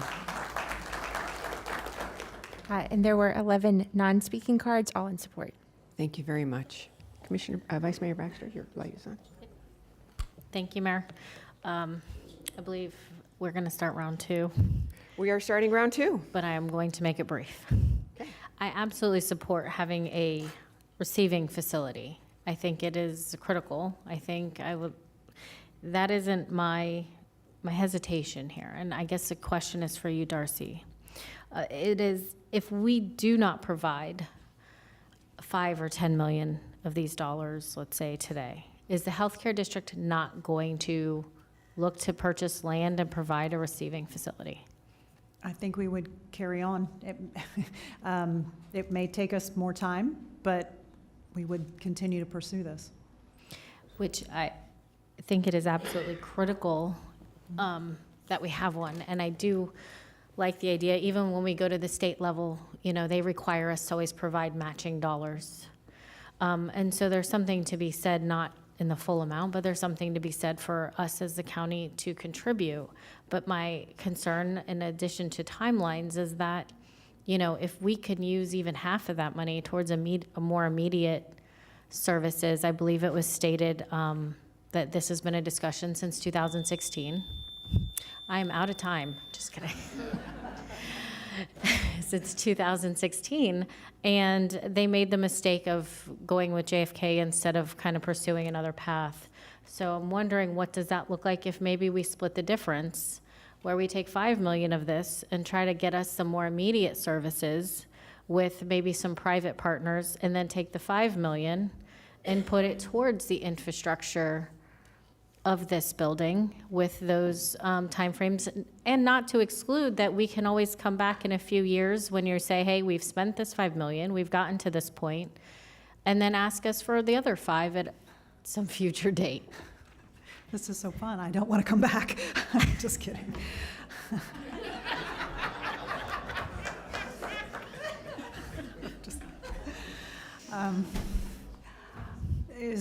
Are you asking me about? Well, your opinion in regards to how this would impact that. I think it shows a lot of good faith and a stronger partnership that, those funds, obviously, those were American Rescue Plan funds that were intended for, and initially earmarked for behavioral health infrastructure. I think this is probably. Forgive me. So was it specific to behavioral health infrastructure? Or That's just my behavioral understanding. health? And does infrastructure just include buildings and capital improvements, or are we also talking services? I think it was always intended to be infrastructure. I'm looking at Commissioner Weiss. It was always intended to be infrastructure, is my understanding from American I guess Rescue I want a clarification. Is our attorney over there on infrastructure? What is behavioral health infrastructure defined as? What does it say in the agreement it's defined as? Because terminology is based on how it's defined and how it's explained in the agreement. Although I think there's probably a common terminology among behavioral health experts, of which I am not. All right, I'm going to. So, Helene, go ahead. Yeah, the agreement does not define infrastructure. So we all know in these circumstances, we refer to Merriam-Webster for a definition of infrastructure. I have the Google here. Let me see.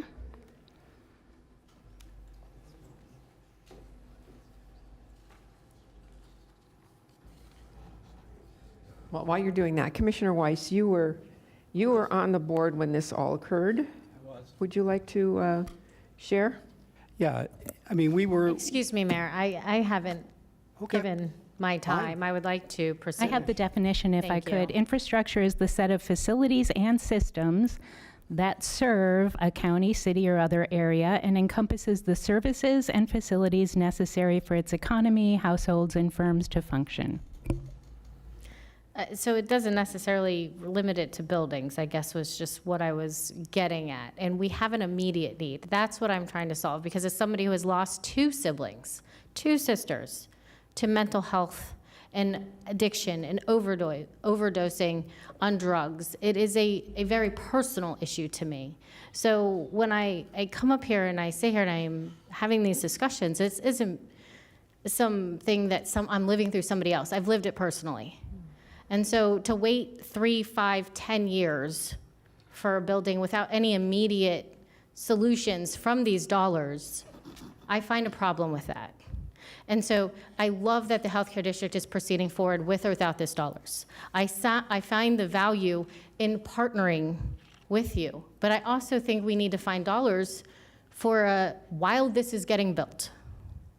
Something needs to be in place. So at this workshop, I would love for these partners to come and present to us with maybe some more immediate solutions while we're waiting for this receiving facility to come online. And that is what I am trying to get at. And so I would like to see how the board feels about potentially splitting it. And I apologize, this hasn't been fun for you, but it is very personal. And I don't think there's anything preventing us providing the other potential more money at a later date to help contribute towards the building that you are constructing for our county. And I can't say thank you enough. I know it's not coming across that way, but I do appreciate everything you do. And I do appreciate you being here and taking time to answer these questions. So thank you. Thank you. And Commissioner Weiss, now you can fill in the gaps for us. And Vice Mayor, I did not mean to step on your toes, but I thought he could give you information to help you. Thank you, Mayor. So and former Commissioner McKinley's in the audience, so you can correct me if I get this wrong. But in our discussion, when we received those dollars from the ARPA funding and we were putting together the plan on how it was going to be spent, when we were talking about, we had recently gone through the loss of Jerome Golden Center, which was chaotic, it was terrible for the families and for the patients. We had dealt with COVID. Those dollars came after what was happening in the community with additional people falling into crisis from mental illness and substance use. And we knew that there was a lack of facilities here in Palm Beach County, and we didn't want to be put in the position again where we did not have a place for people to go. At the time, healthcare district early on, when I came onto this board, was not focused on mental health and behavioral health. There was animosity between CEFBEN and the county, CEFBEN and some of the providers, but that's been overcome. And I want to thank both you, Darcy, and Ann, for the two of you coming together and trying to come up with a solution that works for Palm Beach County. And there's so many other priorities that you all have been working on, from you having your clinics now offering behavioral health services, to CEFBAN funding, finding additional funding to help fund programs like our expansion of the mental health court and other areas. So, I mean, it's been remarkable to see what's happened. But we did. We came to the healthcare district. The county came to the healthcare district and said, we need you to help us.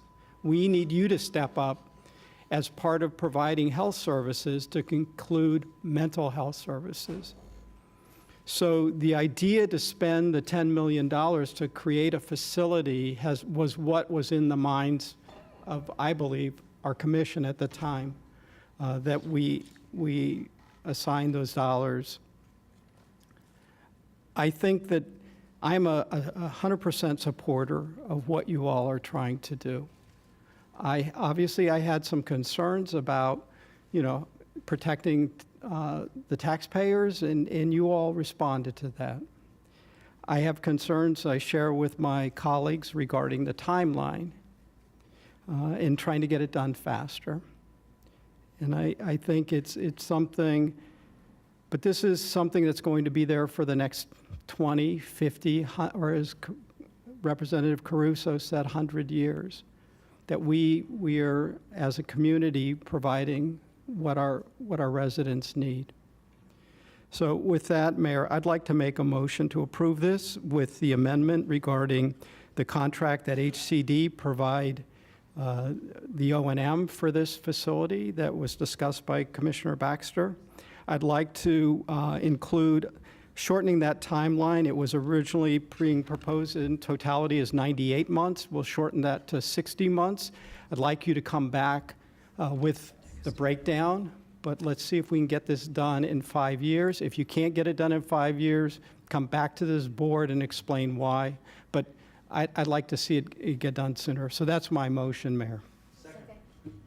Okay, so we have the motion by Commissioner Weiss. We have the second. I'll give it to Commissioner Flores. He piped in just a moment sooner than Commissioner Woodward.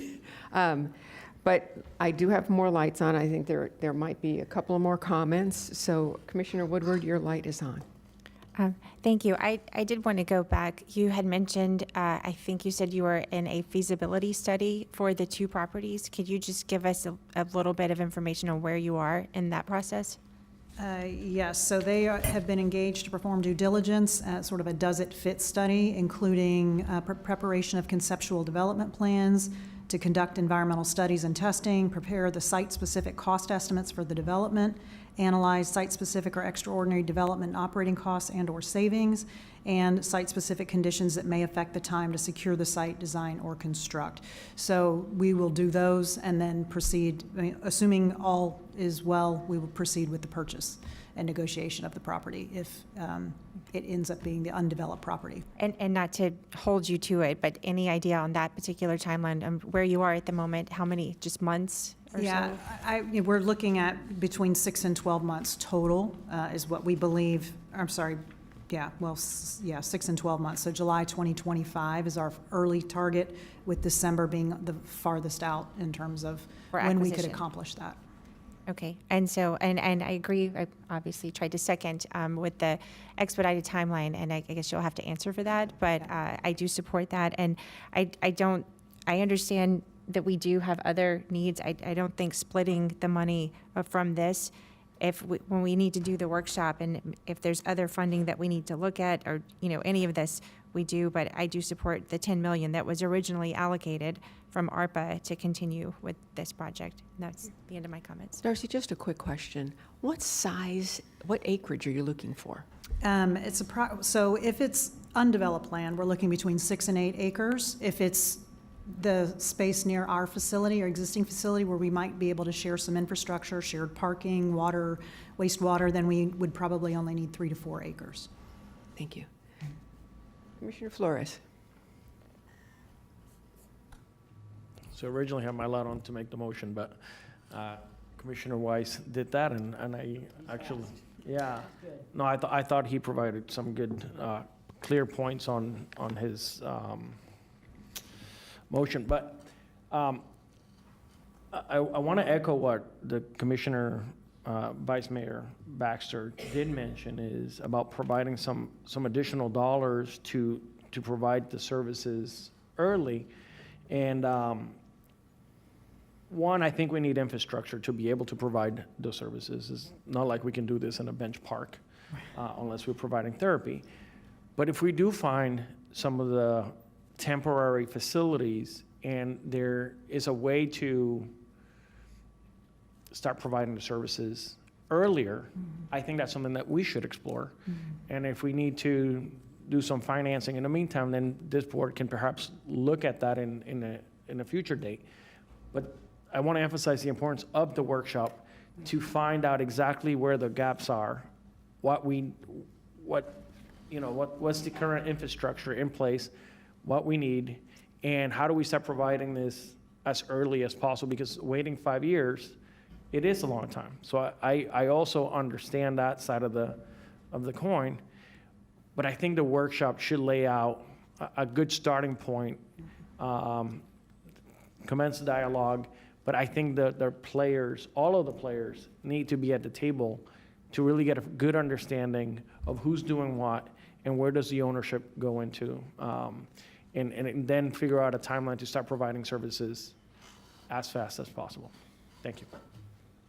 Thank you. Commissioner Powell. Thank you, Madam Mayor. In agreement with the motion that's already been made.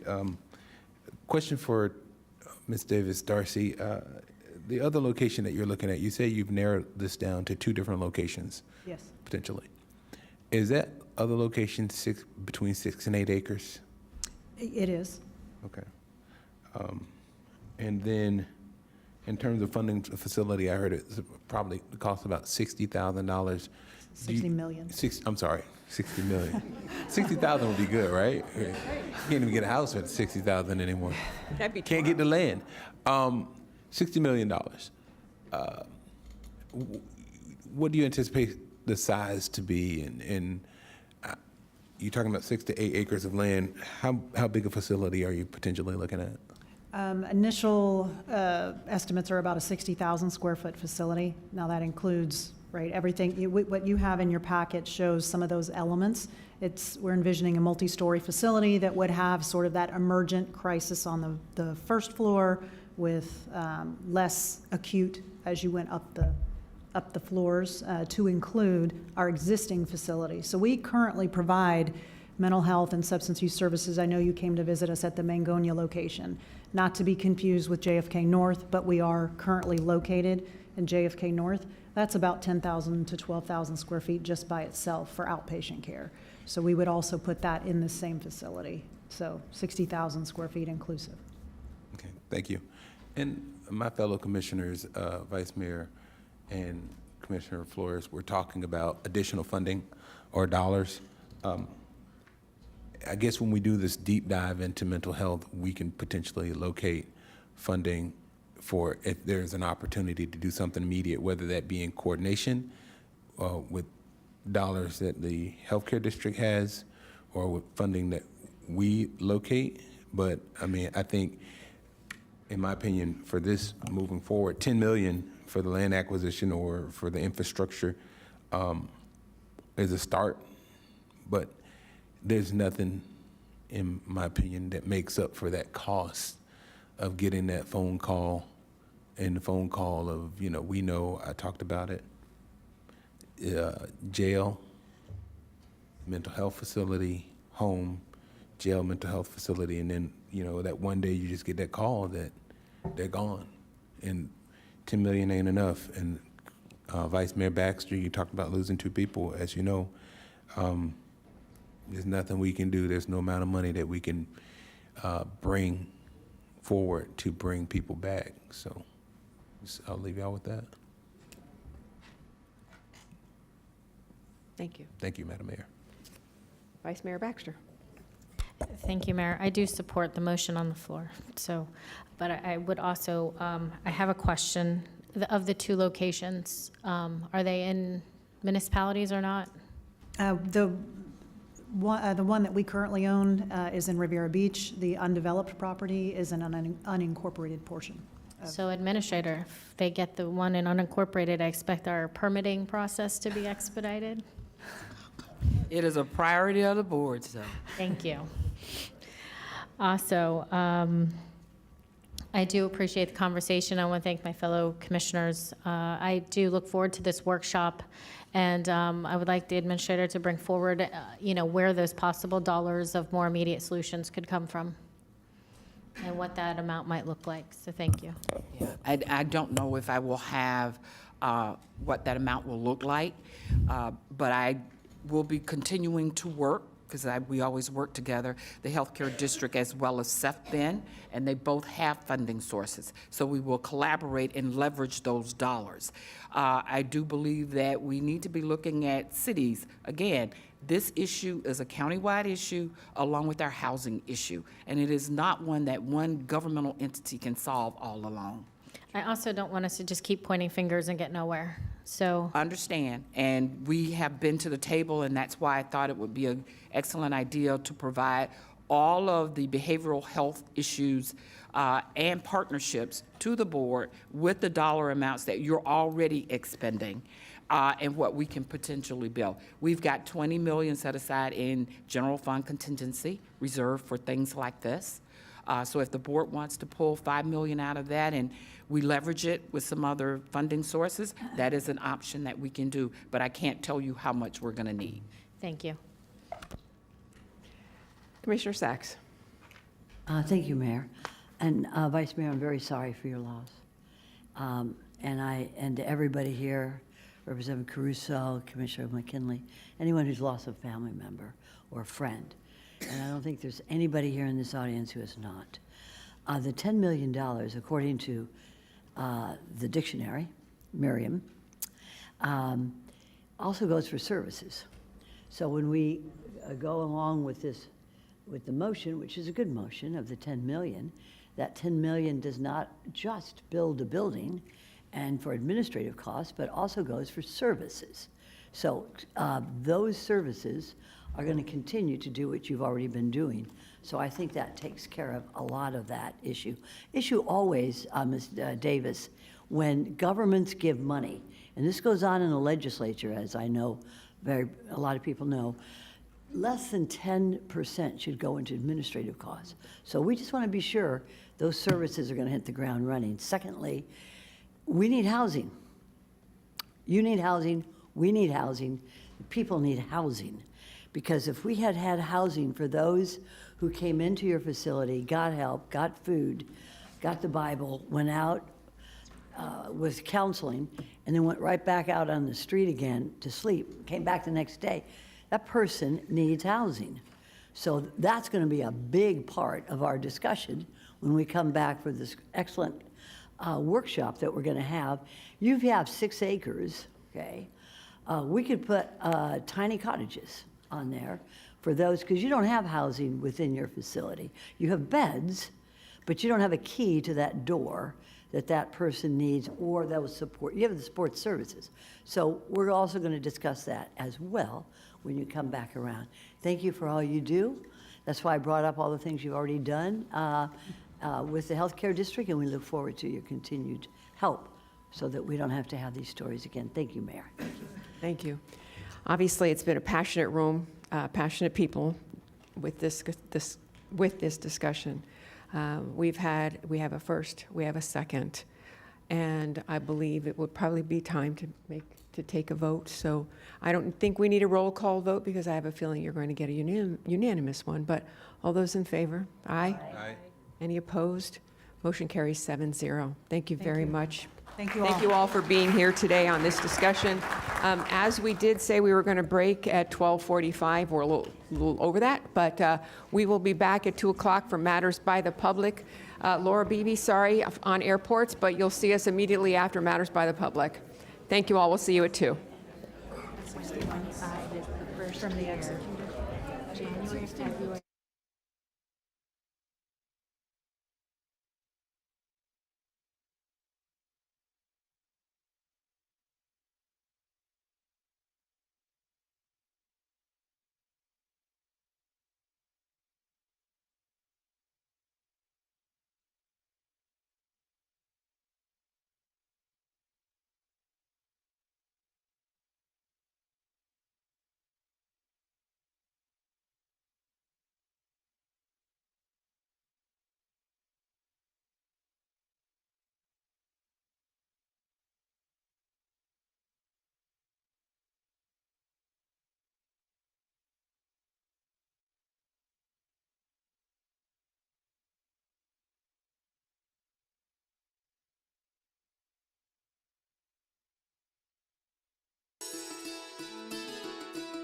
The following video features various sections that are involved in the process of land development, from engineering review to processing applications and approval of construction plans. The Land Development Division is dedicated to providing courteous and professional service to the residents of Palm Beach County. Thank you for watching.